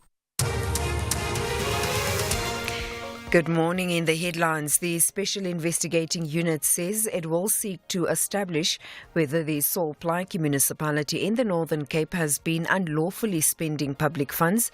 This after President Cyril Ramaphosa signed a proclamation yesterday authorizing the SIU to investigate allegations of maladministration in the municipality. The case in which South African authorities are seeking the extradition of two men implicated in the killing of Keenan aka Forbes and his friend Tibelo Tibbs Mutswane will this morning resume in the Manzini Magistrates Court in Eswatini. And the United States has again urged Israel not to attack the overcrowded town of Rafah in southern Gaza. This comes just hours after the Israeli Prime Minister Benjamin Netanyahu said a date had been set for the operation against Hamas. I'll have details on these and other stories at 8. SAFM, guiding you through the rush hour traffic. Well, true to form and staying on brand, Centurion is flooding this morning after some rains overnight and this morning. It's the usual sort of lockdown on John Foster or Rabi Street around the N junction. So there's a lot of congestion in that part of Centurion as motorists look for alternative routes sort of to and from Jean Avenue on the Littles and such. Just very heavy backlogs through that part of Centurion. Staying in Trinity, there's big traffic on the N1. A little I-10 has ramped up on the highway barriers. N1 south at the R21. That's pushing traffic all the way back to Atterbury this morning. If you're on your way to the airport, the R21 queuing again at Clayville. Don't forget about that. Some flooding on Allendale Road, Klipfontein View area. So coming out of Tembisa towards Midrand, that's quite heavy through the water. Also a lot of localised flooding around Benoni and through the Boksburg area as well. So lots of congestion and some delays and diversions around some flooded roads in that part of Ekurhuleni. And the bike one from Gold Reef City all the way through to Greyston Drive is heavy this morning. Crash scenes before Santon and around Killarney causing additional backlogs today. Durban side, the Phoenix Highway coming out the bottom side of Phoenix towards the R102. There's an unusual backlog there. It's always busier, but it's a lot busier than normal. M7 into Pinetown, looking dreadfully slow from the Hunt-Stepman Highway. And the M7, if you're bluff bound, it is queuing to Bel Air Wakesley, but nowhere near as bad as the queue was yesterday morning. Cape Town, a couple of lights out around town following the stormy conditions. M7, Samora Michelle, that's still out, so very heavy out of Mitchell's Plain. Govan and Becky, Jan Smuts is off if you come in from Nyanga through Hanover Park. That's really heavy. And lights off on Viking Way, the busy Viking Way at Beaufort Circle, right in the heart of Epping. So from Elsie's River, some extra pressure along that run. And of course, the N7 North is queuing up again this morning from about Milton Street and Goodwood all the way through to the busy Bosmansdam Road off-ramp. Chapman's Peak Drive remaining closed on and off the South Peninsula, and Clarence Drive until further notice remains closed between Gordons Bay and Royals. Rob Byrne, SAFM Traffic. The business update on SAFM. With our business show host, Jimmy Moyaha. Jimmy, good morning. How are the markets looking? Morning, Stephen. U.S. markets are in the red, marginally, fairly uneventful in the U.S. All eyes are on those inflation numbers that we're going to get from the U.S. tomorrow, and then we'll see inflation from China later in the week. But by all accounts, the risk sentiment at the moment is sort of a very cautionary wait-and-see approach. Asian markets, though, are moving with the Tokyo up about 1%, Hong Kong up about 0.5%, South Korea down about 0.5%, with Indian markets up about 0.3%. Chinese markets also up about 1% in terms of the composite index, but the top 50 down about 0.5%. Sydney is up about 0.5%. If we look at some of the commodities moves, gold prices benefiting from that risk uncertainty, up about 0.33% at $2,347 odd an ounce. Price of copper down about 0.5%. Platinum and palladium are in the green. Platinum is approaching $1,000 an ounce, sitting at $991 at the moment, with palladium at $1,064. Price of Brent crude still sitting around the $90 mark.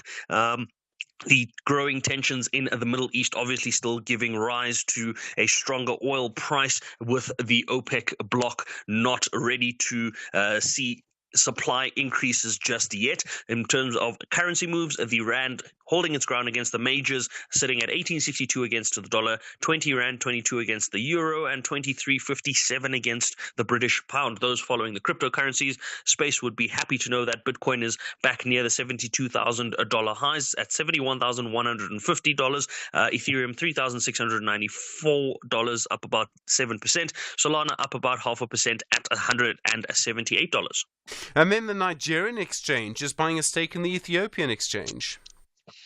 Yes, the Nigerian Exchange Group PLC has taken a 5% stake in the Ethiopian exchange with the possibility to increase that stake up to 10%. They've taken this alongside a couple of companies, the Trade and Development Bank Group as well, taking a stake in that exchange. It looks as though it is in an effort to bolster the strength of the exchange and just have some investments into the East African markets. It's nice to see African markets supporting other African markets, so we'll have to keep an eye on that and see what that means for the future of the Ethiopian exchange as they hope to garner a lot more foreign direct investment with the initiative that they've got at the moment.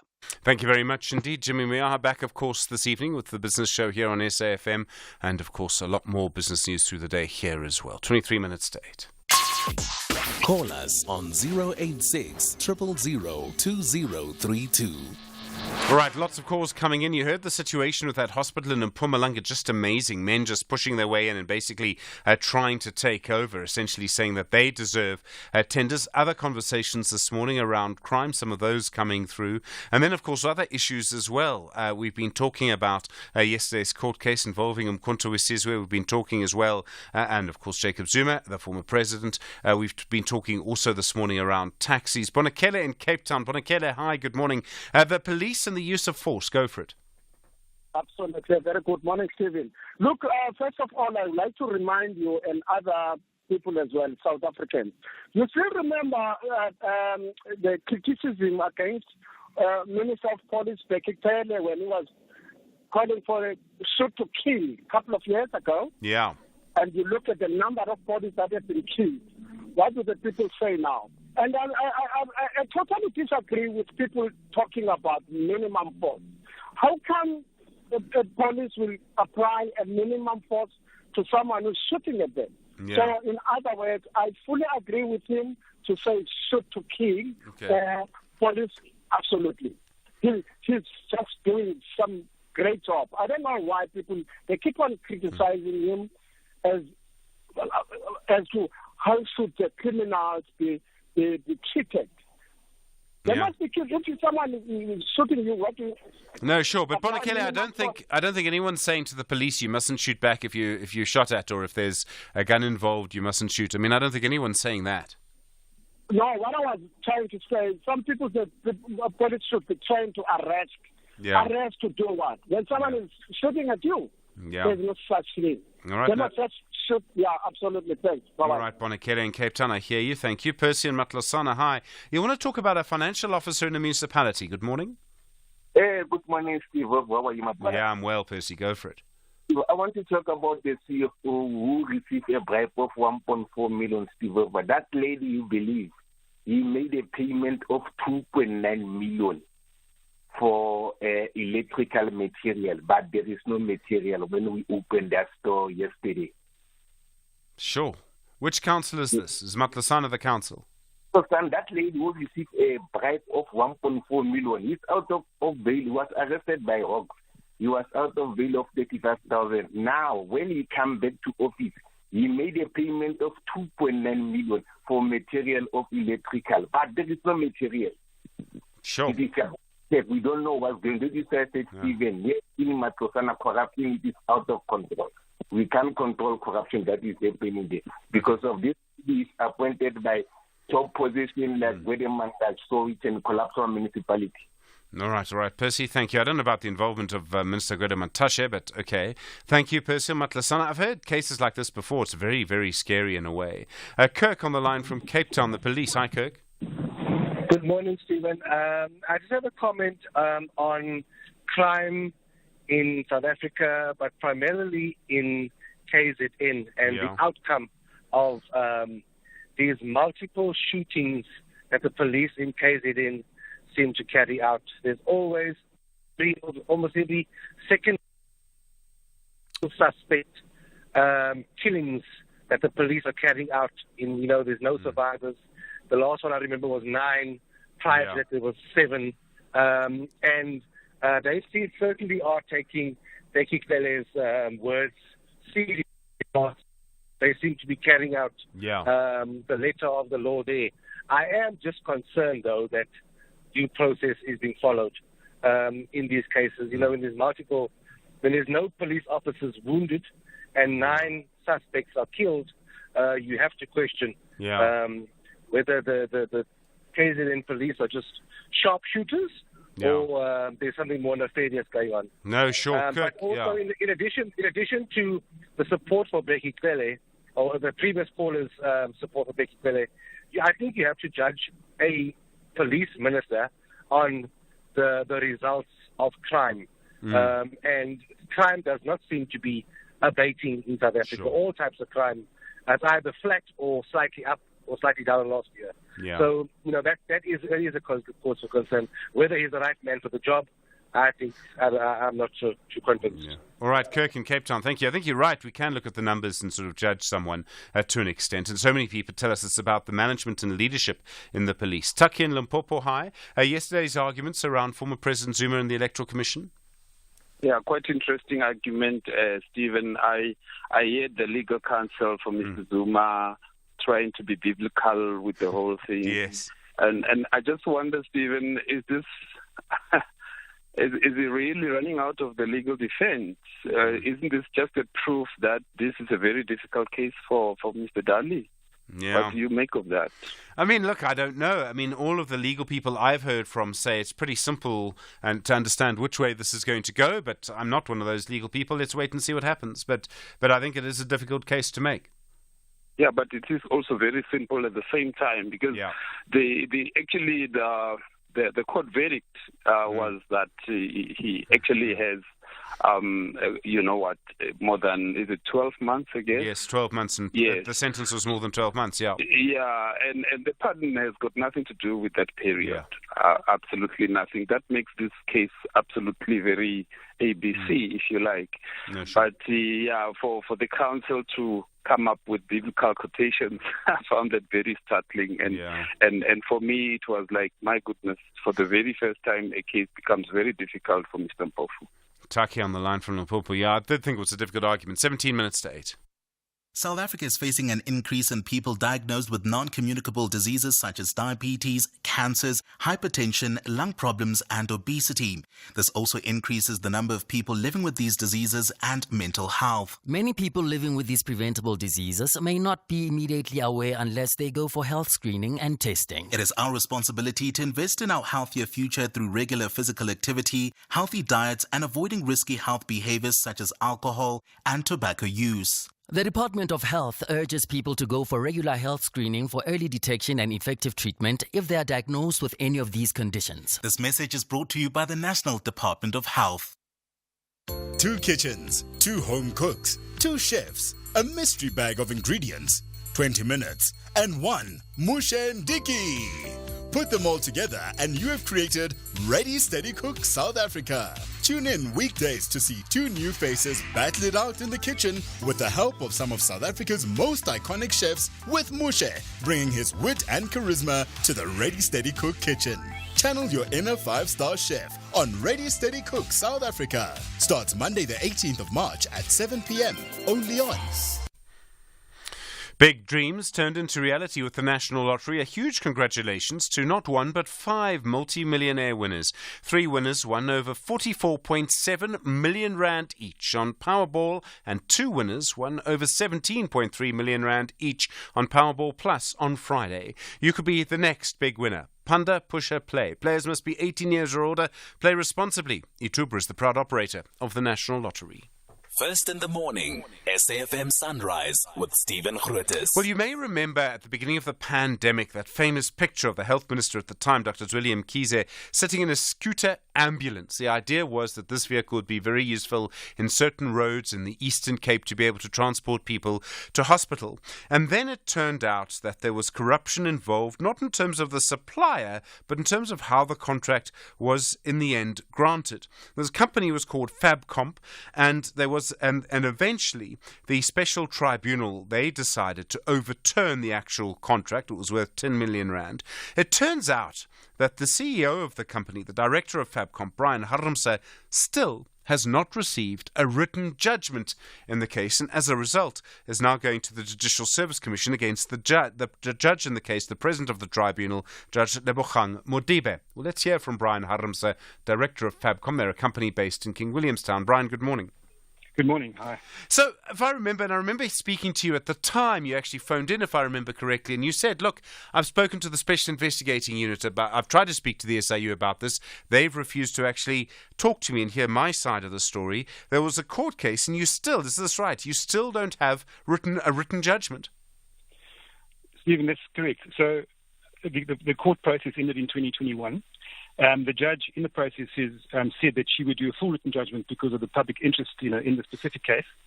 And then we were asked to submit more documentation. The SIU was supposed to have written to the judge why they hadn't given me an audience with them, which they didn't do. And then the judge did a one-page court order and refused to do written judgments. And all of it we want to just want to clear our name because there was no corruption. And in a full written judgment, that will come through clearly. I thought that with a court ruling you always got a written judgment, and sometimes judges are in trouble for taking a long time over it, but you have to get one. I mean, that stands to reason that, and especially if a judge said that you would get one, you would get one. Has there been any reason given why you haven't got one? So this is interesting. So already in 2021, we approached the judge and asked her, her reasons for her court order. But we really asked her to tell us, her reasons for not getting a written judgment. And she really was really rude to our attorneys in the process. Then I went and wrote. Then I basically spoke to the public protector, and then they advised me to go to the Chief Justice, which I then found online what to do. Did it, and then eventually the JSC got the documentation. They confirmed they had my complaints. But nothing happened from 2021 until 2023. And in 2023, I went to other attorneys. We then wrote affidavits and gave it to the JSC with my previous documentation, which they accepted. And now they've forced the judge to give her comments on my accusations, which she's done. And I've got 20 days now to reply onto her thing. But her issues are really, she believes that the reason why I want a full judgment is to sue the SIU. But what she doesn't get is that I want the judgment to clear our name. We're going after the SIU in a damages case on its way anyway. That's in court at the moment, or in court process at the moment. So I don't need a judgment for that. I want a judgment that clears our name. Give it to the banks, give it to our suppliers, our customers, everyone understands. There was no corruption in the process. The SIU lied in the documentation. It doesn't matter what your motive for wanting the judgment would be. I would imagine she has an obligation to write a judgment because she is a judge who was called upon to resolve a dispute in the normal way, and in the normal way you provide a judgment. So, I mean, it wouldn't matter what your motivation is. Exactly. It's my constitutional right to ask for a judgment if it doesn't come through, and I'm allowed to do it. But she does her answers to my complaints. She does like page after page after page. If she just took the energy and just wrote the judgment, it would just clear everything. It's just becoming so frustrating. The SIU won't talk to me. I've approached Scopa about 30 times and said to Scopa, please invite me and NMTV to come to you to discuss this matter. The SIU forever used this case as the top corruption case that they've busted. And there's no corruption at all. Nothing was built, no order number was given, nothing was done. There was no money that was transferred? Nothing. I made nothing. I bought nothing. I did nothing. Sure. The McKees ambulances that you saw there were demo units that we showcased on their day. It wasn't for the order at all. What impact it had on your business then? This is what I don't know. So this is the damage issue, is that I don't know how much we lost. We've lost a lot of business, okay, even with UNICEF and other parties that we would always deal with, with exporting the motorcycles into Africa. I mean, FNB Bank pulled the plug on me in 2021, because they said it was a reputational issue. I mean, the fight that I had to have with them I had like 15 days to pay up a bond of 5 million rand that they just pulled from me, And this is the unfairness with the process, is that people will read in the media without a written judgment. You can't clear your name. It's impossible. And this is the unfairness of the process. And I don't know why the judge is so... but I actually do know what it is. The SIU lied, and it's going to come up clearly in the documentation that they got everything wrong and they went after me personally. But even if that is the case, and I don't know if that is the case, but even if it is, she still has a duty to provide the judgment. I mean, so you're expecting now a decision from the Judicial Service Commission once you've replied to the judge? Yes, so we got 20 days to reply onto onto her answering, to my allegation. So this is what's happening right now. So we've got about another 15 days to go, and then we'll submit it. Then hopefully the JSE will fairly quickly. The problem is that it can take years for them to make the decision. I'm just hoping that because it's gone so far and with all the attention, what is interesting about this discussion about, News 24 will leak the information about my complaints by the special tribunal internally themselves. They leaked the information because I wrote to the JSE. I said, guys, I got a call from News 24. And I said, I don't know how this information came out, and it seemed like it came through from the JSE. They said no, it's definitely not from them. And then I realized it actually came from the special tribunal internally themselves leaking information to the press. Sure. Brian Harmse, thank you. The view from him, his side of the story, director at Fabcomp, King Williamstown, a base company. It's an astonishing story. 8 minutes to 8. SAFM, guiding you through the rush hour traffic. Heavy rain this morning across Gauteng has left some localised flooding. The key areas that we're monitoring, certainly Boksburg and Benoni, that area south of the N12, between the N17 and the N12, if you like. Plenty of flooded routes in there and plenty of delays as well. Looks like some flooding just south of the N17 because there's unusual sort of backlogging going on multiple routes in that area as well. Drive carefully, please, across the province this morning. That rain has been heavy enough to lead to flooding along the Henops River in Centurion. So Rabi and that junction, John Foster, that's all closed down. So extra delays as you loop around the alternative routes there. Still very heavy on Route 1 again this morning. A crash just after the R21 highway. The N1 going south is backed all the way through to Storumful and looking particularly heavy. Some lights out around Linwood Road as you come in from Pretoria East towards the M1 highway. So extra delays there. The R21 towards the airport's extra heavy as well as you approach Clayville. Obviously wet weather conditions and the roadworks. And the Mike 1 from Boyson's all the way through to about Marlborough Drive this morning is very heavy. Crash before the R24 highway merge on the N12. A crash at Jet Park, a breakdown at Atlas Road. The N12 inbound from Tom Jones, from Snake Road, in fact, from Benoni all the way through Boksburg, through Jet Park and in towards Giluli is very heavy. And the earlier crash on the R59 north of Michelle Avenue, still badly backlogging traffic. Driving to Joburg, arriving into that scene from the Vaal area. Stationary vehicle on the N2 south after Umgeda Road to watch for delays heading down into Spaghetti Junction. There's also a crash at Spaghetti Junction northbound, so that traffic coming up from the M7 remains heavy. And from Sabaya to Kumashu, the N2 south under quite a bit of pressure as well. Cape Town, some really big traffic lights out this morning. Malabongwe, Potsdam Road at Danune.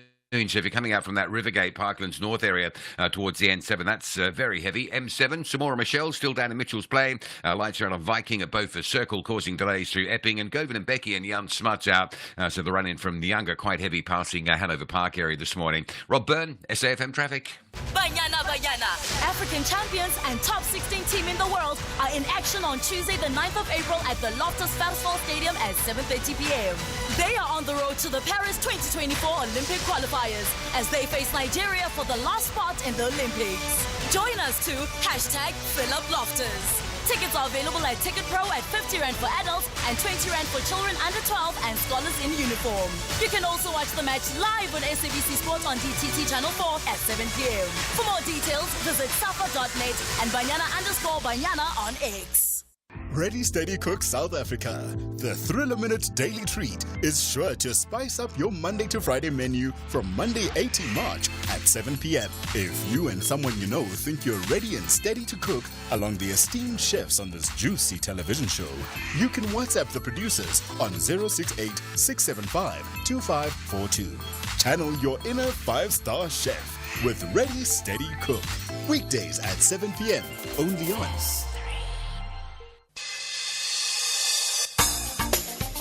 Big stories of the day. #SAFM Sunrise. 5 minutes to 8 the time. You know the number 086 000 2032. Well, yesterday we heard from an organisation very critical of the Limpopo Education Department because it had missed its own deadline to remove all of the pit toilets at schools in the province. And you know how big a problem this has been. Now, the Education Department has made progress, important progress, but there are still children who have to use pit latrines at schools in Limpopo. The media liaison officer for the Limpopo Education MEC is Matome Sola. Matome, good morning. Thanks for your time. Good morning, SG, and good morning to your listeners. I like the way you pronounce my surname. It's always difficult. Thank you. Well, it's an important surname from what I understand. Yes. Why have you missed the target that you set for yourself to sort out pit latrines in Limpopo schools? SG, the issue of pit latrines is closer to home to us because it came about after the tragic incident of Michael Komapi, who's from Polokwane here in Limpopo. And we are not very proud of what the situation is at the moment. But however, we must mention that we are trying all our best to close the chapter and the history never to repeat itself. Last year, in the last financial year, we were well on our way to close the chapter. And that is why even the MEC had appointed 10 contractors per district, one per district, to go to every school where there still exists a pit toilet, to go and to dislodge, not only to dislodge it, but to rehabilitate the surface, because we want to avoid a situation where after dislodging, we still have kids going to play around the place, and then it's not safe for them to do so. When we were well underway, and the unfortunate circumstance happened, which was beyond our control. You'll remember around September last year, on the 18th, we received the famous letter from the DG of National Treasury, Momoniat, informing us of the budget cuts. And as a department, we also were part of those that suffered the blow. I think we had to cut the infrastructure budget from 182 million to be taken from us, specifically from infrastructure. And as a result, contractors that were on site, those who were even halfway, had to get out of sight, and then we tried by all means to shift the money around. Others were able to continue, but as a result, I must give you confidence now that contractors are back on site to finish what they are supposed to finish. By August, September, we should be able to say we don't have any pit latrines in our province. However, I must also indicate to you that we also facing problems in the communities. It might sound bizarre to you, but there are communities that still want to have particularly their girl child, to be dropping their sanitary towels in a pit latrine instead of the new modern toilet that we are giving them. And it's a rural province where they believe they've got the belief that they have that we shouldn't be criticizing, but we are engaging them, and then we've been winning the discussion, because we are providing she bins in our new toilets where we have got flush toilets, and in Varolo sometimes then they accept it. So it's a battle that we need everybody on board to come on board and say we are willing to help. And thanks to institutions like NECT, which is National Education Collaboration Trust, they came in and assisted. Matome, I mean, you've given a very comprehensive response, and thank you. Can I ask at this stage any predictions for how long it will be until you remove the last toilet? And I realize they're budget cuts, you can't predict the future, but another year? No, we can't say another year, SG. We are saying by August, September, we should be closing the gap, because remember, we are we're remaining with about 69 schools, and we've made some strides from the 549 schools that we had. We have closed the gap. We are remaining with 69 schools. I know Equal Education said 8 yesterday. That number is incorrect. But however, I must acknowledge their input that they've seen some strides that we're making. Matome, thank you very much indeed. And I think everybody wants to wish you all of the strength to try and resolve this problem and all of the help that people can give children in Limpopo in this case. Matome Taoyetswala is the Media Liaison Officer for the Limpopo Education MEC. With SFM leading the conversation, 8 o'clock.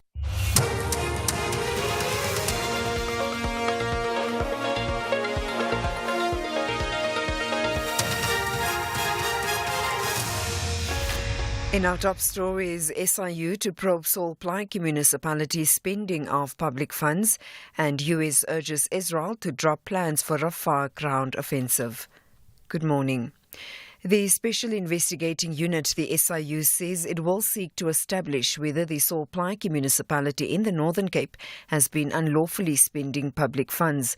This after President Cyril Ramaphosa signed a proclamation yesterday authorizing the SIU to investigate allegations of maladministration in the municipality.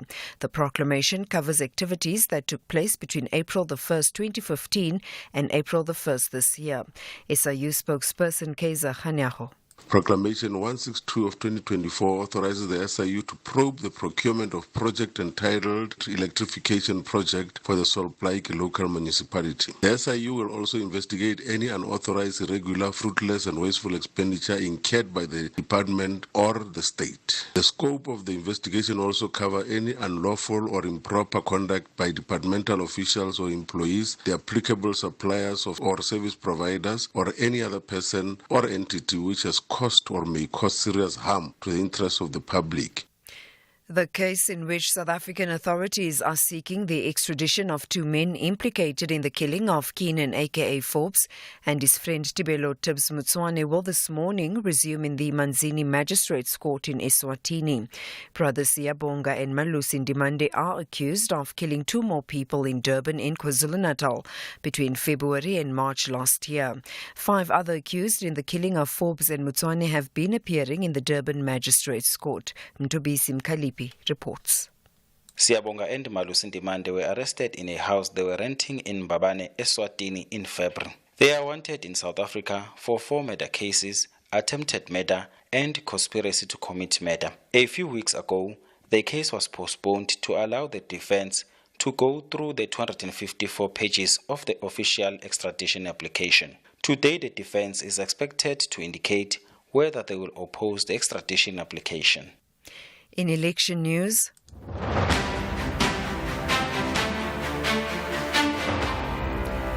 the High Court in Johannesburg will today hear the matter between the ANC MP Boy Mamabolo and his party over the removal of his name from the parliamentary candidates list. Mamabolo argues factions within the ANC led to the removal of his name. Several party branches have nominated him for the inclusion on the list ahead of next month's elections. The ANC has filed papers to oppose Mamabolo's application. He, however, believes the party has erred in removing his name. We are heading to High Court because they have considered that I was number 5 on the list, but I was moved to number 22 on the basis that I did not bring my matric certificate. There's no way I can graduate for law at the University of Johannesburg without me having a matric certificate. So hence we are saying we're going to court to seek relief so that my name gets restated on number 5 instead of number 22 where I've been put. Because we have been nominated by branches of the ANC, there's no way one person can just wake up in the morning and tamper with nominations from branches. The South African Weather Service has issued a warning for rainfall and strong winds in parts of the Western Cape today, since the weekend inclement weather has resulted in damage to formal and informal dwellings. A security guard has died on a farm in Paarl when a 3 gale force winds uprooted fell on his vehicle. Schools in the Overberg and Cape Winelands areas remain closed for a second consecutive day as a precautionary measure. Forecaster Fistos Matebula.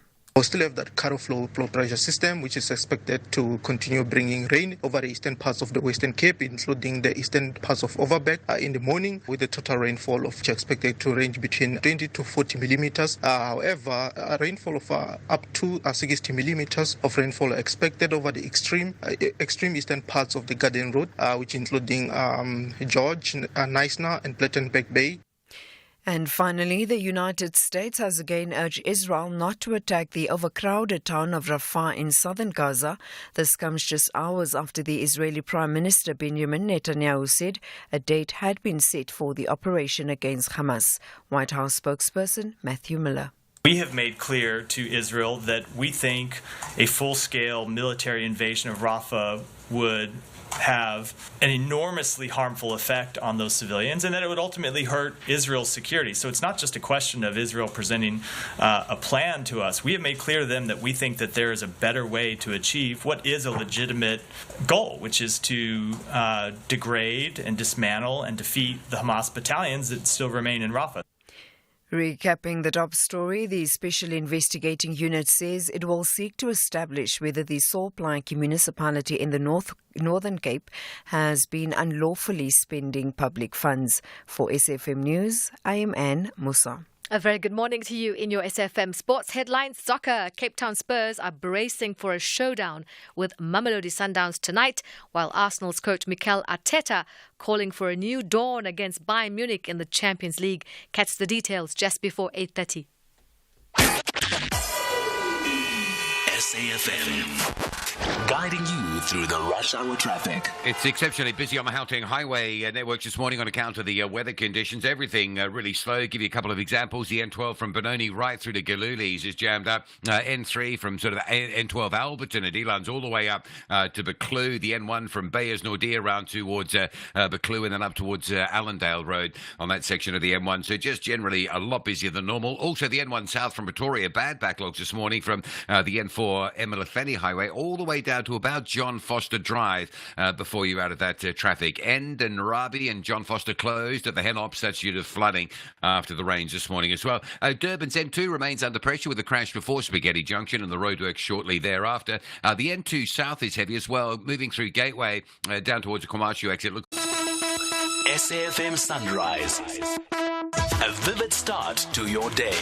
7 after 8. Good morning. You're with SAFM Sunrise. I'm Stephen Grootes. Well, lots going on this morning. You've heard conversations around the police. You've heard conversations around MK and the Electoral Commission. You've heard conversations around taxis in Joburg as well. All of these things that keep coming up.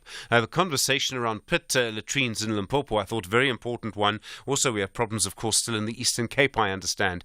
So we need to look at all of those as well. Don't forget, we'll be looking at the new intelligence services bill. It's called GILAB, the General Intelligence Laws Amendment Bill, and how all of the spies are going to work. And we've seen all of the problems that we saw during the state capture era. You know the number, 086 000 2032. Watch out in the traffic, please. 8 after 8. The Spanish princess tells the riveting story of Catherine of Aragon, a woman who has an eye on the English throne, and nothing and no one is going to stand in her way.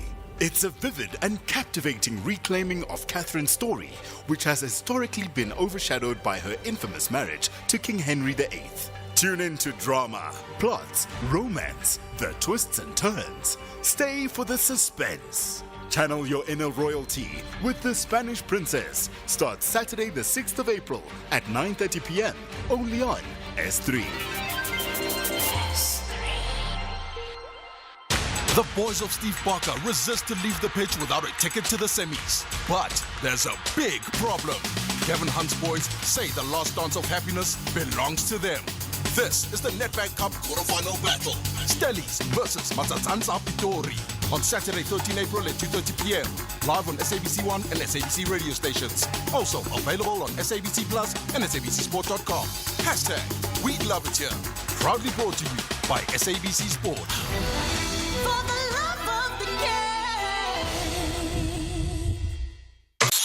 At SFM Radio and at Stephen Grootes on Twitter. All right, you know the number. Cassius on the line from Mangaung. Cassius, hi, good morning. You want to talk about Umkhonto weSizwe? Yes, SG. Good morning and good morning to SAFM listeners. SG, this thing is so simple. The English there is as simple.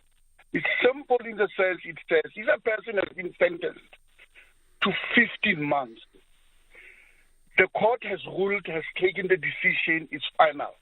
The only thing that can only change that is if Zuma then appealed at the higher court for the verdict or the sentence or whatever, and it the other court came to the other conclusion to say, okay, we still find you guilty, but then you will serve 6 months. It is only then that the sentence changes. Only the courts can change. Now, if the president comes in and say, I'm letting you go, Mpofu is trying to apply it as if Ramaphosa can walk into any prison and say, prisoners must go, can overturn the court's decisions. No, he doesn't. He doesn't have that right. He has the right to decide on leniency on whatever the sentence. Now, for Mpofu to come and play with words and even quote the Bible, even in the Bible, what he said in the Bible agrees with what the defense is saying. If Jesus Christ died on the cross for us, the only benefit we will get it when we go to heaven. Yeah. In heaven, we will see God because Jesus Christ died for us. Now, coming back to this issue, he is explaining very well that the 5 years will only benefit him from the day he walked out of jail. In other words, the 5 years should be calculated from the day he walked out. Yeah. That is where it benefits Zuma. But the fact that you are sentenced to 15 months stands and can only be changed by the court of law. Simple. I don't understand why these people are making halabaloo out of them. Yeah. All right, no, Cassius, thank you. In a way, I think it is simple. Thank you, Cassius, on the line from Mangunga. I think in a way it is simple, and that was the conversation we had with Benedict Piri earlier. We'll wait for the judges to rule. Muzi Netiquini, do you agree with Cassius? No, I don't. Okay, go for it. Yeah. Stephen, firstly, I was not happy with the representative for the IEC. He showed there was a time where he became a bit emotional, as if he was representing a political party. Was it Tembeke and Grootes Toby? Toby, yes. He felt as if he's aggrieved But I do not agree, because the president did reduce the sentence of President Zuma. Therefore, he did not serve more than 12 months. But that's not what the Constitution says. The Constitution says, and is sentenced to. That's what it says. It doesn't say anything about what happens after the sentence. No. But then again, the same argument that the judges were saying, that what does it mean? What does it mean about the powers of the president when he come and say, you were sentenced for this long, but I reduce it to 3 months? So why Job couldn't answer that one? I can answer it, you can answer it, but now the representative could not answer that question. Therefore, let's just leave it for the court. But I was happy with the representative of Mkoto Sizwe, and I'm very hopeful on this one. Yeah. Dali Mpofu, you have a fan. Muzi Netiquini, thanks very much indeed. 2 o'clock, we expect that judgment to be handed down by email today, 13 after 8. Agenda-setting conversations of the day. You may remember about a week ago, we spoke to Amnesty International about demands that were being made on the police to protect leaders of Abahlali Basimjondolo, the shack dwellers movement, based primarily in KwaZulu-Natal. It seems since then, the former Secretary General of Abahlali Basimjondolo, former General Secretary, I should say, Nomsa Sizani, has now faced death threats. Shanila Mohammed is the Executive Director of Amnesty International South Africa. Shanila, good morning. What's happened to Nomsa Sizani?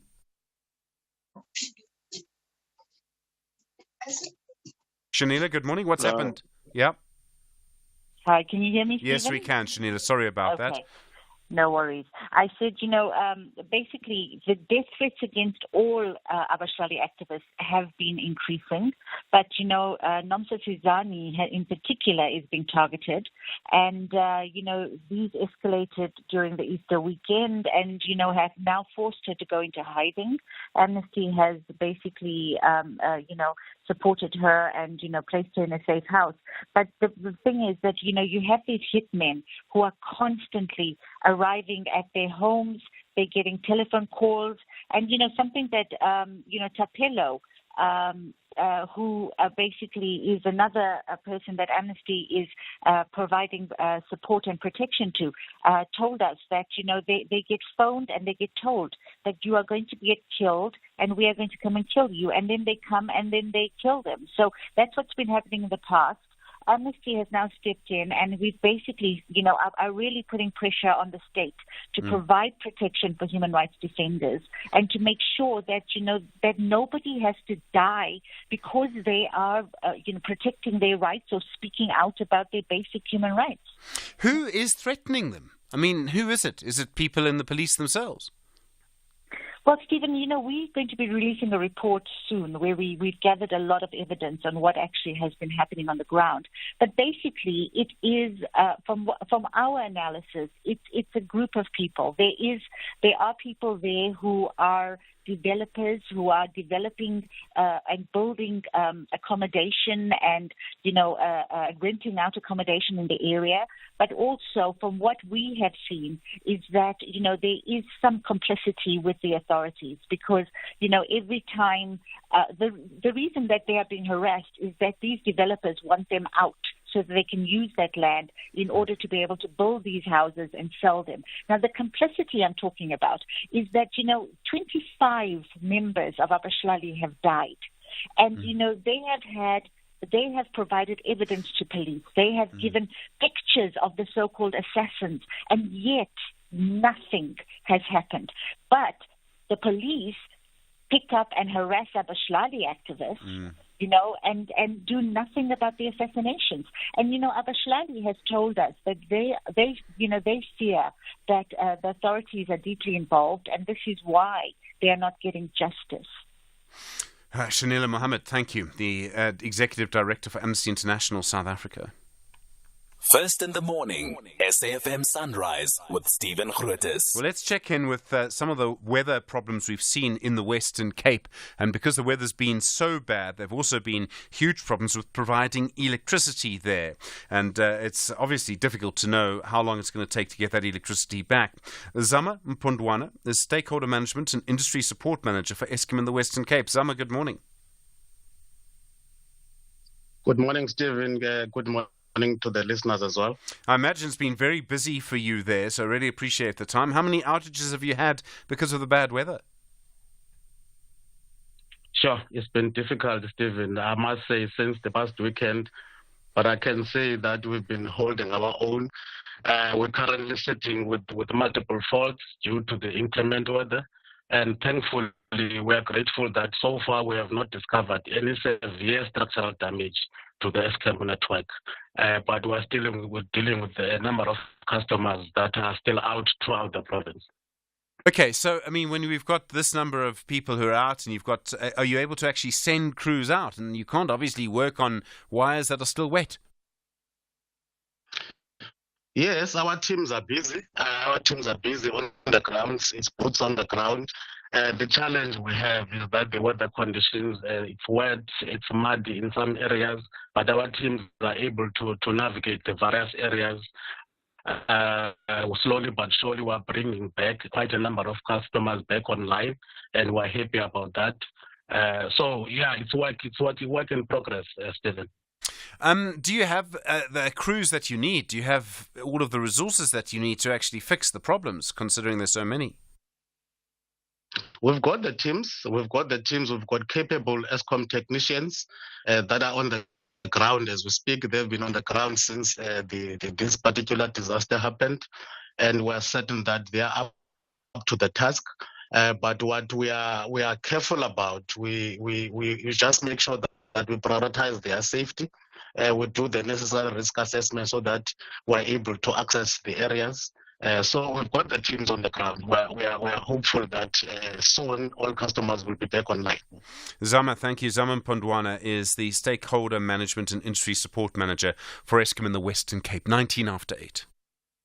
Channel your inner adventurer on Top Travel this Saturday night at 8:30 on S3 as Fez and Anesu are in Limpopo for tea with a rooibos-loving hippo named Jessica.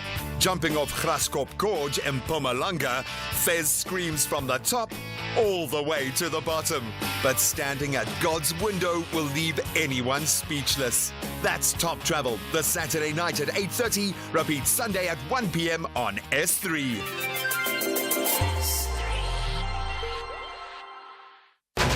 Banyana, African champions and top 16 team in the world are in action on Tuesday the 9th of April at the Loftus Versfeld Stadium at 7:30 p.m.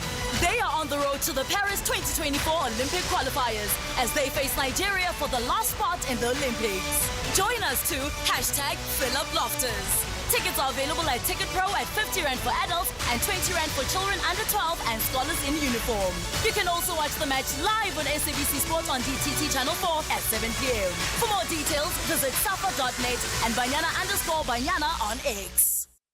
The Science of Life on SAFM. 21 minutes now after 8, the time we've been talking about the bad weather in Joburg, the bad weather we've seen in the Western Cape. And so many people tell us that one of the reasons for this is that we're in the middle of a change of season. In other words, we're sort of between summer and winter, if you like. Simon Gear is a well-known weather expert. He's on the line now. SG, good morning.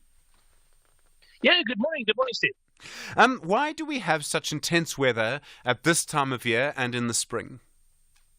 Yeah, it's a sort of transition thing. So it's at this time of year where you can still get moist tropical air coming in from the north. And then you begin to start interacting with the westerlies that bring us, certainly bring Cape Town its weather all the way through winter.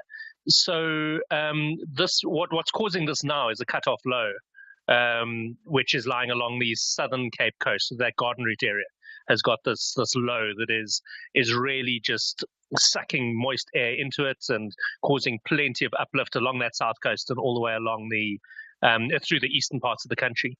So I think it is just that period where there is a transition between the two weather patterns. And it tends to manifest as wet weather at this time of year.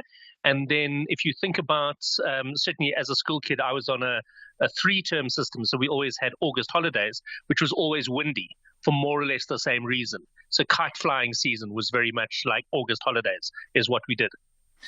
Okay, so, and then we keep hearing this phrase cut-off low. I mean, it's one of those that caused those horrible floods in Durban a couple of years ago. Why is a cut-off low so destructive or so violent, or let me use a better word, more intense? Yeah, so essentially you've got a trough, so just a line of low pressure that comes down from the tropics that forms over the central parts of the country. And then sometimes that deepens and deepens. So it gets stronger and stronger essentially. And then it becomes a cutoff low. So that instead of the air flowing around the trough, it actually begins to circle in the low itself. And that becomes a mechanism for really drawing an enormous amount of air in off the ocean or out of the tropics, both of which are laden with moisture. And also because it's a low, the air tends to rise into it, so you get rain forming. So they're very much flood mechanisms, these things.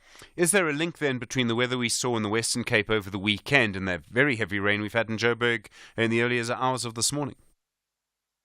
Yeah, it's all part of the same system, which is unusual because usually if it's raining in Cape Town, it's very dry in Joburg and vice versa. But this time, essentially the rain that's falling all the way along from Cape Town, all the way along through into the Eastern Cape, up into KZN, across the Highveld. It's all broadly part of the same thing. I think also that extremely strong wind that we saw in Cape Town is because of the pressure gradient that happened between this very deep cutoff low, which was as I said, along the Garden Route, and then the high pressure that's normally sitting out in the Atlantic. And so that causes the winds to really strengthen. How long do they last? It seems interesting that in all of these cases, it seems to bring quite a lot of rain for a fair period of time. Yeah, it's a system that probably lasts about a week to 10 days at maximum, from its early stages up to dissipating entirely. So it stays in its pump for about 3 to 4 days. Simon Gepp, thank you very much indeed. Good to hear from you again, the weather expert. Really appreciate it. 24 minutes after 8. At SFM Radio and at Stephen Grootes on Twitter. Shonasani and Santon. Shonasani, hi. You've been watching the saga about Umkhonto we Sizwe. Yeah, Steve, how are you? Yeah, I'm well, Shonasani. Go for it. Good. Thanks for taking my call. I'll go for it. You know, I just want to go south while everyone is going north with regards to this Mkhonto weSizwe and the ex-president Zuma. Mm-hmm.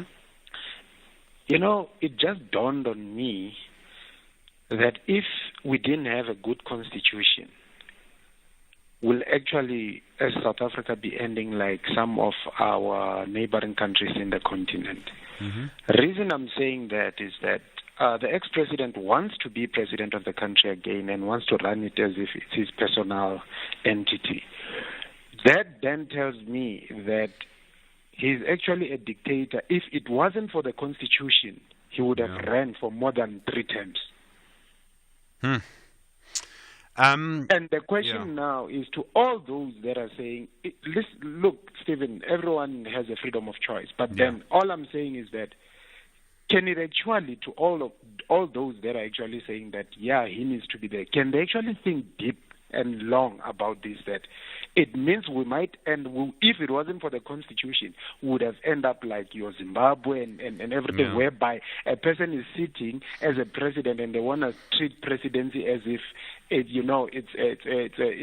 you being a king, running your own entity or whatsoever. It's also about the judges, isn't it? I mean, in other words, it's about the judges and the decisions they make, but it's also about the fact that you have to obey the judges and that people do obey the judges. I do understand that very, very, very much. I'm actually, this whole case and whatever, I'm just putting it aside. And I'm looking at the threat towards our own country, that we have someone here who's indirectly showing us that he wants to dictate terms to everyone. And I want to run office for more than 2 terms. If it wasn't for the constitution and if it wasn't for the people of South Africa that would actually stand by the constitution, this is what would be happening. And now my question then becomes, then what is going to happen with our country? Such a good point, Shanasani. Thank you. On the line from Santon. Something to think about on the whole issue of Mkhonto weSizwe. 27 minutes after 8. This is SAFM Sport with Zai Khan. Zai, good morning. Mamelodi Sundowns. Well, they might need the rain to end their drought. Let's hope they'll be able to sprinkle some goals tonight against Cape Town Spurs. 7:30 p.m. is the kickoff. Sundowns coach Rulani Mokoena acknowledging the need to elevate their premiership performance amidst a grueling schedule. Now, the league leaders have not just one goal in their last 3 games, and that was a late winner against Richards Bay. Meanwhile, the Spurs coach Ernst Middendorp is prepping for a tactical encounter where his team will likely concede possession but will look to capitalize on counter-attacks, with Ashley Cupido expected to play a pivotal role up front. So it's a battle of strategy and survival, with Sundowns aiming to maintain their lead and Cape Town Spurs fighting to escape the relegation zone. More soccer will see Banyana in action against Nigeria. They'll lock horns in the second leg of the CAF Women's Olympic qualifiers at Loftus Versfeld. 7 p.m. live on S3 is where you can catch it. Meanwhile, the Arsenal manager Mikel Arteta saying that he's expecting Bayern Munich to put their Bundesliga blues to one side and produce their best possible performance in tonight's opening leg of the Champions League quarter-final. Bayern boss Thomas Tuchel is set to leave the role of head coach at the end of the season, with his team currently 16 points adrift of leaders Bayer Leverkusen, following 4 defeats in their last 8 league outings. Top team. I'm a big fan, big admirer of Thomas. His teams, the way they set up, the way they play, what they transmit. I have learned a lot about him. And looking at Bayern, and when you analyze him deeply, you see why they are a top team. So we have prepared very well, and we have to take our game where we want it. And if we do that, we'll have a chance to win. That's the Arsenal manager Mikel Arteta on Sunrise. Meanwhile, Pep Guardiola has said it's almost impossible for his Manchester City to beat Real Madrid in the same manner as they knocked out the Spanish side in the Champions League in 2023. The holders, they take on the competition's record 14-time winners in the first leg of their quarterfinal at the Bernabeu tonight, 9 p.m. kickoff. Because beat Real Madrid 2 times in the same way is almost impossible. So, beat once in this competition is difficult. Imagine 2 in a row. So the target is not easy.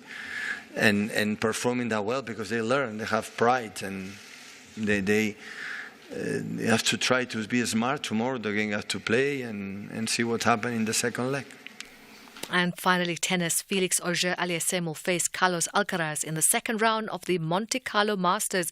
The Canadian Aliassime came through an easy first-round win over the Italian Luca Nardi. More sport here on SFM comes around 12:30. I'm Zai Khan. Zai, thanks very much indeed. We'll look at the future of our intelligence services. That's next. You're with SFM leading the conversation. Good morning. It's 8:30. Good morning. In the headlines, overnight torrential rain in George in the Western Cape has led to flooding in several parts of the CBD. The George Municipality's disaster management has asked residents to be cautious on the roads. The Special Investigating Unit says it will seek to establish whether the Solplaatje municipality in the Northern Cape has been unlawfully spending public funds.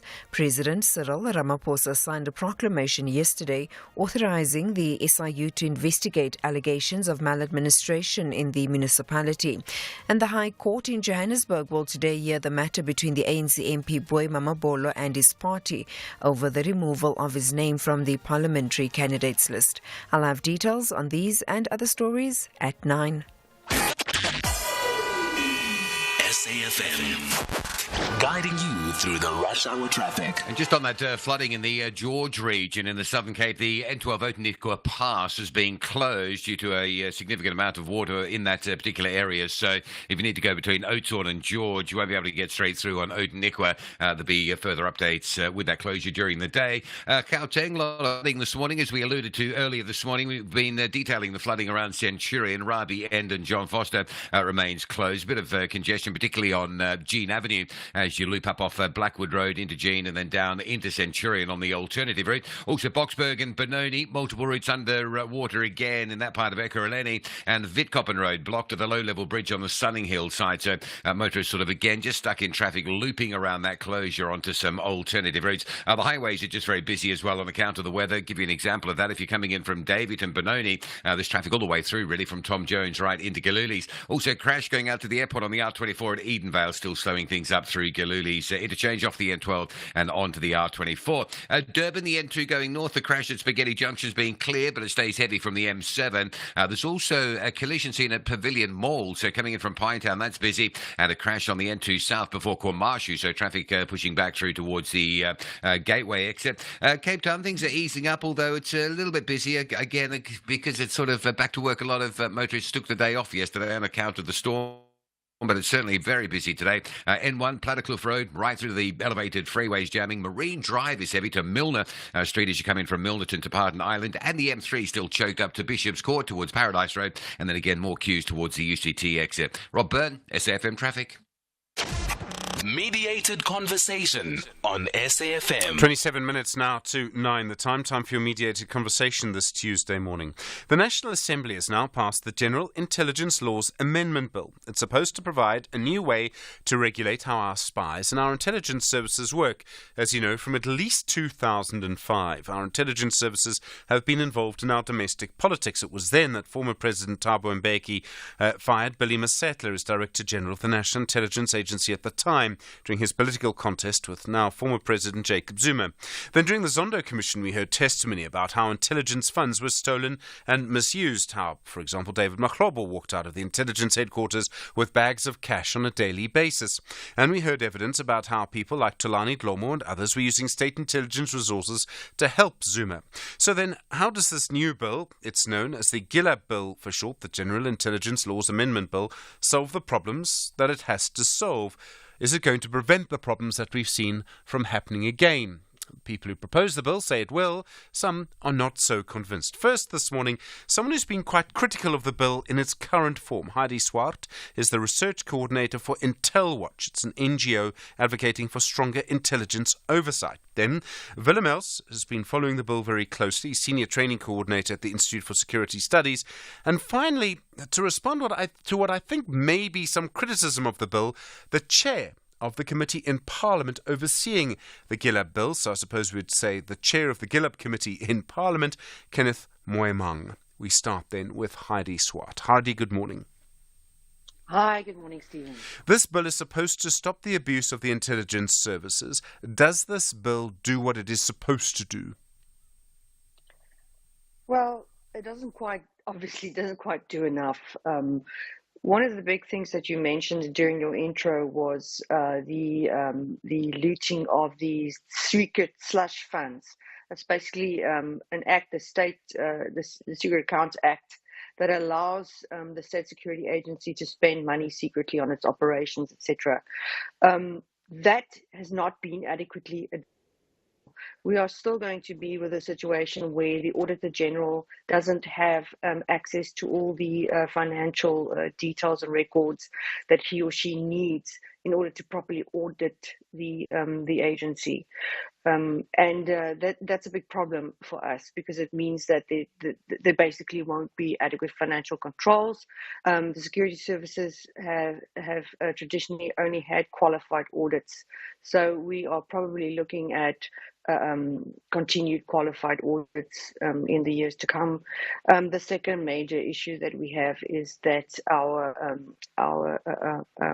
the Inspector General of Intelligence, who really is the public watchdog that looks over intelligence services and ensures that they adhere to the law, cannot make legally binding recommendations.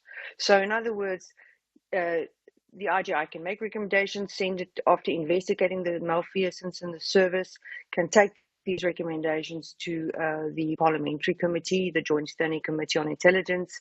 But traditionally, that's where these recommendations have gone to die. We were hoping that this bill would allow the IGI to take these issues into the court and get people actually prosecuted for committing crimes within the intelligence services. But we haven't seen that happen.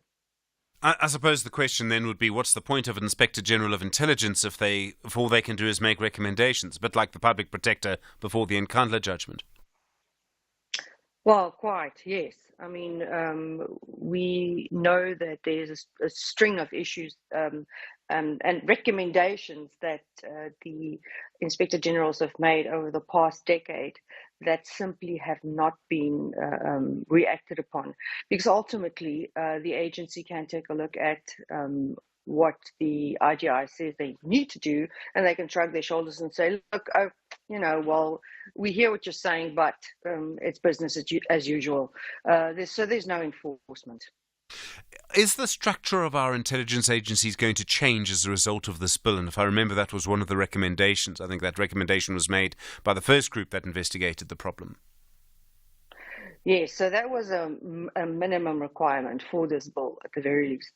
It's widely celebrated as a victory, but really, we know that in 2009, by presidential proclamation, which was subsequently seen as illegal, the agency's foreign and domestic branches were put into one organization under a super director. And of course, that did not help oversight, independence, and keeping the purse strings safe.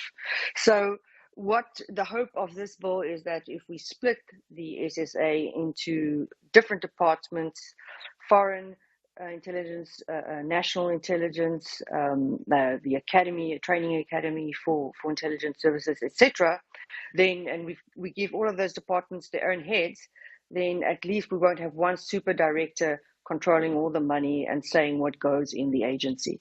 So that was a basic that this bill had to fix, and it's good that it's fixed it, but really it was the least it could do. There has also been a lot of tension over the issue of vetting, and as I understand it, the concern was that if you demand that certain people must be vetted to do their jobs, you can almost use that as a weapon. You can say certain people are no longer qualified to do their jobs because of a secret vetting process, because the number of people who have to be vetted is so large. That seems to have ended with a slightly different definition. Are there still concerns there? So we were originally very concerned because the bill's very first version explicitly called for the vetting of non-profit and organizations and churches. The second version of the bill then called for the vetting of any person or institution of national security interest. Right, so that was even broader. So basically anybody that the agency wanted to vet they could have done so. Vetting is extremely invasive. They can access all of your information, financial, health, etc. And the idea is to see if you're a trustworthy person. And we feared that it could be used to, close down NGOs and to target individuals in NGOs. And we know that from the state capture era that the SSA did target non-profit organizations that it considered hostile towards former President Zuma's. So the problem is, we that has been thrown out, but we still don't have a proper sort of a vetting system where we know that the service can actually catch up its backlog, because there's a massive backlog to vet people who actually work with government secrets to make sure that they are trustworthy. And the other thing is also we don't have a proper appeals process, a proper established vetting appeals process. So that, for example, if we have a repeat of what happened during state capture of someone like the Inspector General of Intelligence having their security clearance pulled, that person can go to an appeals panel. They don't have to go and open a court case to have their clearance reinstated. So it's still a mess in that regard. Is that the vetting procedures, while the very has been taken out, nothing's really been done to improve the rest of our vetting issues. At one point, I don't know if it's still there, but it would have been possible to insist that all journalists at the SABC be vetted, for example. Well, yeah, quite. I mean, the thing is that they have still and this is understandable, right? The idea that you need to vet people who are working at close to critical national infrastructure. But of course, you can abuse that phrase and say, okay, well, journalists are, connected to the SABC. There should have been an explicit phrase that made sure that these types of people can't be vetted to ensure journalistic independence. But again, that also didn't happen. Heidi Swart, thank you very much indeed. Research Coordinator for IntelWatch, an NGO advocating for stronger intelligence oversight, as you can hear, quite critical of the new General Intelligence Laws Amendment Bill, GILAB. Well, we'll have a response to her, of course, in a moment. 18 minutes now to 9 the time. First, let's hear from Philomel, Senior Training Coordinator at the Institute for Security Studies, who's been watching this bill as it goes through Parliament and testified at one point in it. Philom, good morning. Good morning, Stephen. As I understand it, the bill has changed since you first spoke publicly about it. Is the criticism that we've heard from Heidi and others merited? Do you believe the bill is going to do what it is supposed to do? Well, Stephen, in the first place, I think all analysts and commentators that came out critical about this bill, they are in accord that about the challenges, about the shortcomings, and although some of that has been addressed, there's an improvement, but we doubt that this bill as is going to really address the challenges that it was assigned to challenge in terms of the Review Commission, the Zondo Commission, and then especially if you look at the Amogongani verdict by the Concord, are they living up to that? We don't think that has adequately been addressed in this bill. What would it take to make this correct in your view? What changes would need to be made to make, I suppose, the bill properly democratic? And there is always this tension around in a democracy between democracy, rights and spy services. Of course, it's always a contentious issue, and what you need to try to avoid is an environment of impunity for your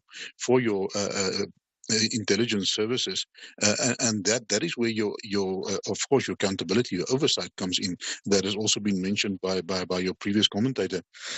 We don't think that is adequately being addressed here. It still opens this bill for abuse. There's still limited oversight. I mean, if the bill really addressed these issues, we would not have seen the state capture as we experienced it, and we don't think that this bill is really addressing that to the extent that it will prevent that in future. As I understand our system, we have laws and then you have regulations which would be brought in by the minister, and they sort of flow from the laws. Would the minister, in this case, whoever they may be in the future, have quite a lot of power? Because a minister in charge of intelligence services making regulations, it would be a very interesting position to be in. Of course, I mean the separation of powers between your operational and your political levels should be very, very, very clear, and as soon as that is blurred, it will compromise the processes. And also, it may open the door for further state capture. I mean, and this is one of the prime reasons why this amendment bill is there, is to correct the wrongs of the past where it's been abused, but also to ensure that it makes it difficult for it to happen, to put up some hurdles for that event to happen again.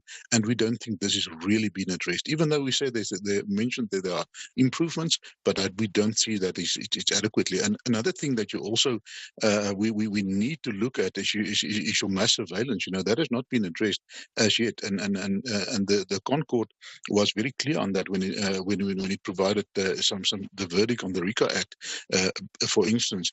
And we think that even though the bill addresses some of the challenges, it falls short of adhering to that court order. In many countries, the temptation for intelligence services to meddle in their domestic politics is very, very strong. And our country may be more vulnerable to that for various reasons. What kind of safeguard would you need to have to make sure that that doesn't happen? And it would also include the appointments, and this takes us, I fear, to a conversation around cadre deployment, but it takes us to the appointments that are made. In other words, not just the minister, but the people below the minister who actually make decisions. And we've seen, of course, Arthur Fraser had a huge impact, we think, on what happened at the State Security Agency while he was in charge. And he was obviously a deployment by a person who's been held publicly responsible for state capture. Of course, and that is one of the things that the bill tries to address when it started to separate those powers instead of one super director that can control the funding and everything else, and that is what happened in the case with Fraser. So now they split the national and the international service as well as the training economy to make it more governable and less likely to be manipulated just by one person. But is that adequate enough? That remains the question. What we don't see here, and I know it is very, very contentious. I think this was the ideal opportunity for us to think out of the box and look at some kind of additional oversight committee or oversight structures that could come in and assist with the oversight. Because if our oversight structures were in place and were doing their job, we would not have seen the state capture. Thank you very much indeed, Willem Elser, Senior Training Coordinator at the Institute for Security Studies. In a moment, to respond to the criticism, the chair of the committee in Parliament that has been dealing with the General Intelligence Laws Amendment Bill, Kenneth Moy Mangi, with SAFM, leading the conversation. It's 12 minutes to 9.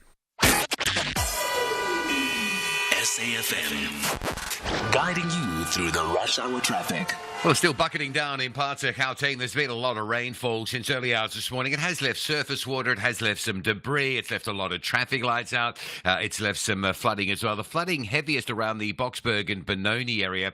There's some real extreme flooding and road closures that side of Ekurhuleni. Also, the low bridge at Sunninghill along Witkoppen Road flooded, so you'll probably find yourself having to divert up through the northern part of Sunninghill on a loop around to sort of go between Paulshof, Fourways and Woodmead, if you like. So factor in some extra time there. Also, flooding in Centurion has been pretty extreme. Vrede Road near Saxby's been underwater. Also, the Henops down by Rabi and John Foster at N Street. That's all closed off, both John Foster Drive and on the other side of the N14 highway. So you'll be looping in some traffic around Jean Avenue this morning as you come from one side of Centurion in some heavy traffic to divert across to the other side. The N1 South remains a heavy queue, leaving Pretoria. Crashed just after the R21 near the sinkhole closure, so it stays heavy from Atterbury. The R21 airport bound through the rain and roadworks is super heavy. Just after Nell Mapius, you'll hit queues down towards the Clayville area. And the R24 has a crash on your way to the airport at Edenvale, just slowing traffic coming off the N3 at Galulis. Durban, a collision at coming in from Pinetown just by Pavilion Mall, so the N3 from Paradise Valley is all backed up. Also crash between Gateway and KwaMashu, so the M2 towards Durban stays heavy there. Cape Town, the M3's got a lot of traffic today between Constantia Constantia and the UCT exit. The N1 is heavy from Plattekloof Hill all the way through to the elevated freeway in the CBD. And if you're coming through from Milnerton, there's big traffic on the Coburg Road through Brooklyn towards the N1 and Marine Drive, unusually heavy down towards the Milner Road junction in Pardon Island. Also, if you're driving Southern Cape today, the N12 until further notice remains closed between George and Oudtshoorn. The Oudtshoorn Pass section is closed. Rob Byrne, SAFM Traffic. Mediated conversation on SAFM. 10 minutes to 9. Continuing your mediated conversation. You've heard some quite sharp criticism of the GILAB bill, the General Intelligence Laws Amendment Bill, as it goes through Parliament. Let's hear now from the chair of the GILAB Committee in Parliament, Kenneth Moaimang. Mr. Moaimang, good morning and thank you for your time this morning. Morning, Stephen, and greetings also to the listeners of the SAFM. You've heard some of the criticism that's been brought against this bill. Do you believe the bill goes far enough to stop the abuses we've seen in the past? The bill still it's a good platform to start implementing the recommendations that were identified during the high-level review panel's work on a state security agency. It identifies the number of areas, amongst them the need to split the SSA into two agencies, because how it was done in 2009, procedurally it had its own shortcomings. So the fact that the bill makes provision for the creation of the South African Intelligence Services and South African Intelligence Agency, clearly that is the step in the right direction in terms of implementing what the high-level review panel indicated. But more than that, it also creates a regulatory framework for the bulk interception, which is quite important following what you have just said in relation to the outcome of the Amabungani judgment. So therefore, the bill makes provision for the regulatory framework to regulate the bulk interception. But more than that, also strengthening intelligence coordination, particularly the National Intelligence Coordinating Committee and the Inspector General of Intelligence. This is quite important. You talk about the Inspector General of Intelligence, and we've heard from both our previous guests that the recommendations made by the Inspector General of Intelligence would not be legally binding. In other words, the Inspector General of Intelligence could say, these practices are wrong, you must change them, and the intelligence agencies could just say, no, we're not going to change them. Why are you not going to make the findings binding? Obviously, the IGI is not a Chapter 9 institution, but what has to be appreciated is the fact that there is a clear legislative framework to ensure that the IGI is able to operate as a standing center regulated by Parliament. That in itself means that in terms of how it manages not only its budget and finances, but also its HR, its human resource matters. There will be that element of independence from the IGI to be able to do its work independently from the South African Intelligence Agency. Okay, that's fine. I accept that the IGI is independent, but that's not my question. What's the point? Let me put the question in another way, Mr. Moaimang. What's the point of having an Inspector General of Intelligence if they can make recommendations and the recommendations are not followed? Now, the recommendations of the IGI, in terms of how it works, it transmits certificates to the minister, and then the IGI and the minister comes to the Extradition Committee on Intelligence to present those recommendations. So it is an oversight body that also works as a technical support to the Joint Steering Committee on Intelligence. So through the recommendation that the Joint Steering Committee on Intelligence makes and decisions, we're able to make sure that the decisions of the IGI are implemented. Okay, but they haven't been in the past, and in fact, we saw we've seen intelligence operatives remove the security clearance from the IGI in the past. So, what would change now? There's been tremendous improvement in terms of the work of the committee over the last 5 years. Even in the Zondo Commission recommendation, they captured the progress that the Joint Steering Committee of Intelligence has made in terms of making sure that it strengthens also the work of this oversight body, like the IGI. So from the parliamentary side, we have strengthened also the voice of the IGI. Of course, what we also need to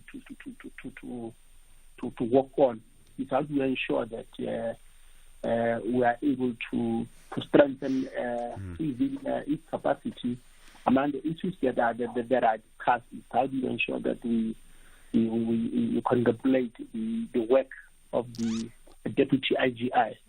But what we can say is that the last 5 years, there's been tremendous improvement in the work. Okay, but this is all about the future, and this is all about what could happen, and we have to prepare our laws for what could happen, and we've learnt what can happen from the state capture era. And you talk about the Inspector General of Intelligence going to the Parliamentary Committee, but the Parliamentary Committee meets in secret, and this is the great concern, is that there can be abuses. The IGI can say, stop the abuses, can go to the Parliamentary Committee, which meets in secret. A governing party in the future, whoever they may be, could use its majority to overrule any objections there. And because the IGI's report is not binding, nothing happens. I mean, this is the concern, Mr. Moimang. One of the critical areas that the review panel has raised was also the issue of accountability within the intelligence services. So through the work of the committee and the IGI, we're able to ensure that there's also a provision in GLAP that aims to rectify and also redefine the permissible action for intelligence services within the bounds of the law. And what is quite important is that the bill aims to strengthen the oversight bodies with a view to ensure that the instances of overreach and also abuse of power is confronted and is mitigated. But who's going to do the confronting? Who's going to stop it? No, definitely the work of the Joint Steering Committee of Intelligence. Which meets in secret and could be dominated by the EFF or the DA in the future. And this is the point I'm trying to get to, is that they could overrule any of the decisions made, any political party that dominates that committee, and it would happen in secret, and we would never know. And one way to make sure that doesn't happen is to give the Inspector General of Intelligence binding powers. No, definitely. Look, I mean, we are seeing that this is the beginning of the process of rectifying what was identified by the high-level review panel as issues to be confronted and rectified. And this is not the end of the process. In our engagement with the minister and also with critical stakeholders, there are further amendments that the service administration will be charged with. And therefore, the lived experience definitely calls into the picture the need to strengthen the IGI as an oversight body. Okay. So that not be ruled out. But what is quite important is the fact that if you are following the process correctly, you'll realize that this bill was almost 100% adopted, supported by all the parties in Parliament.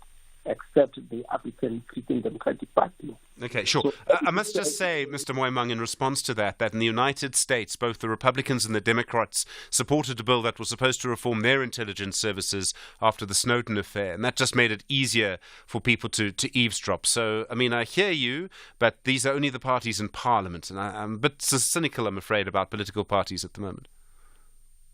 But the truth of the matter is that through our system, which is a political party system, we govern and work in terms of proportional representation.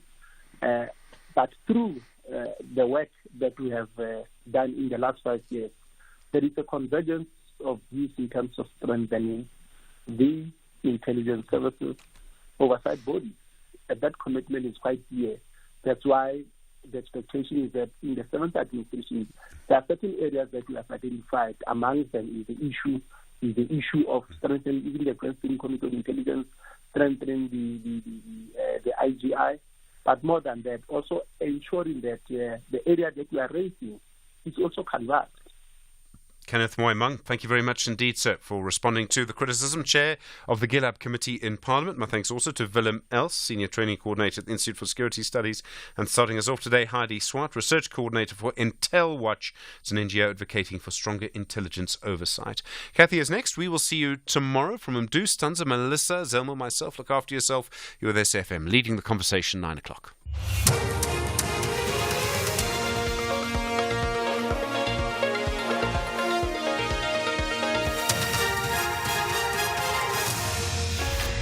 In our top stories, motorists rescued following flooding in Centurion, and SIU to probe Sol Plaatje municipality's spending on public funds. Good morning. The Tshwane Emergency Services have rescued a female driver from a vehicle that was immersed in water during heavy rainfall in Centurion in Pretoria.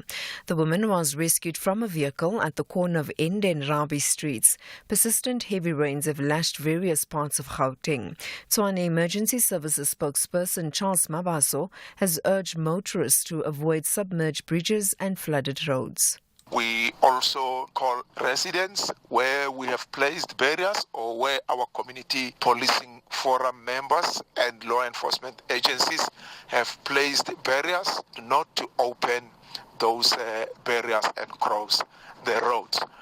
Please monitor your children. Road conditions are wet. Be mindful of the driving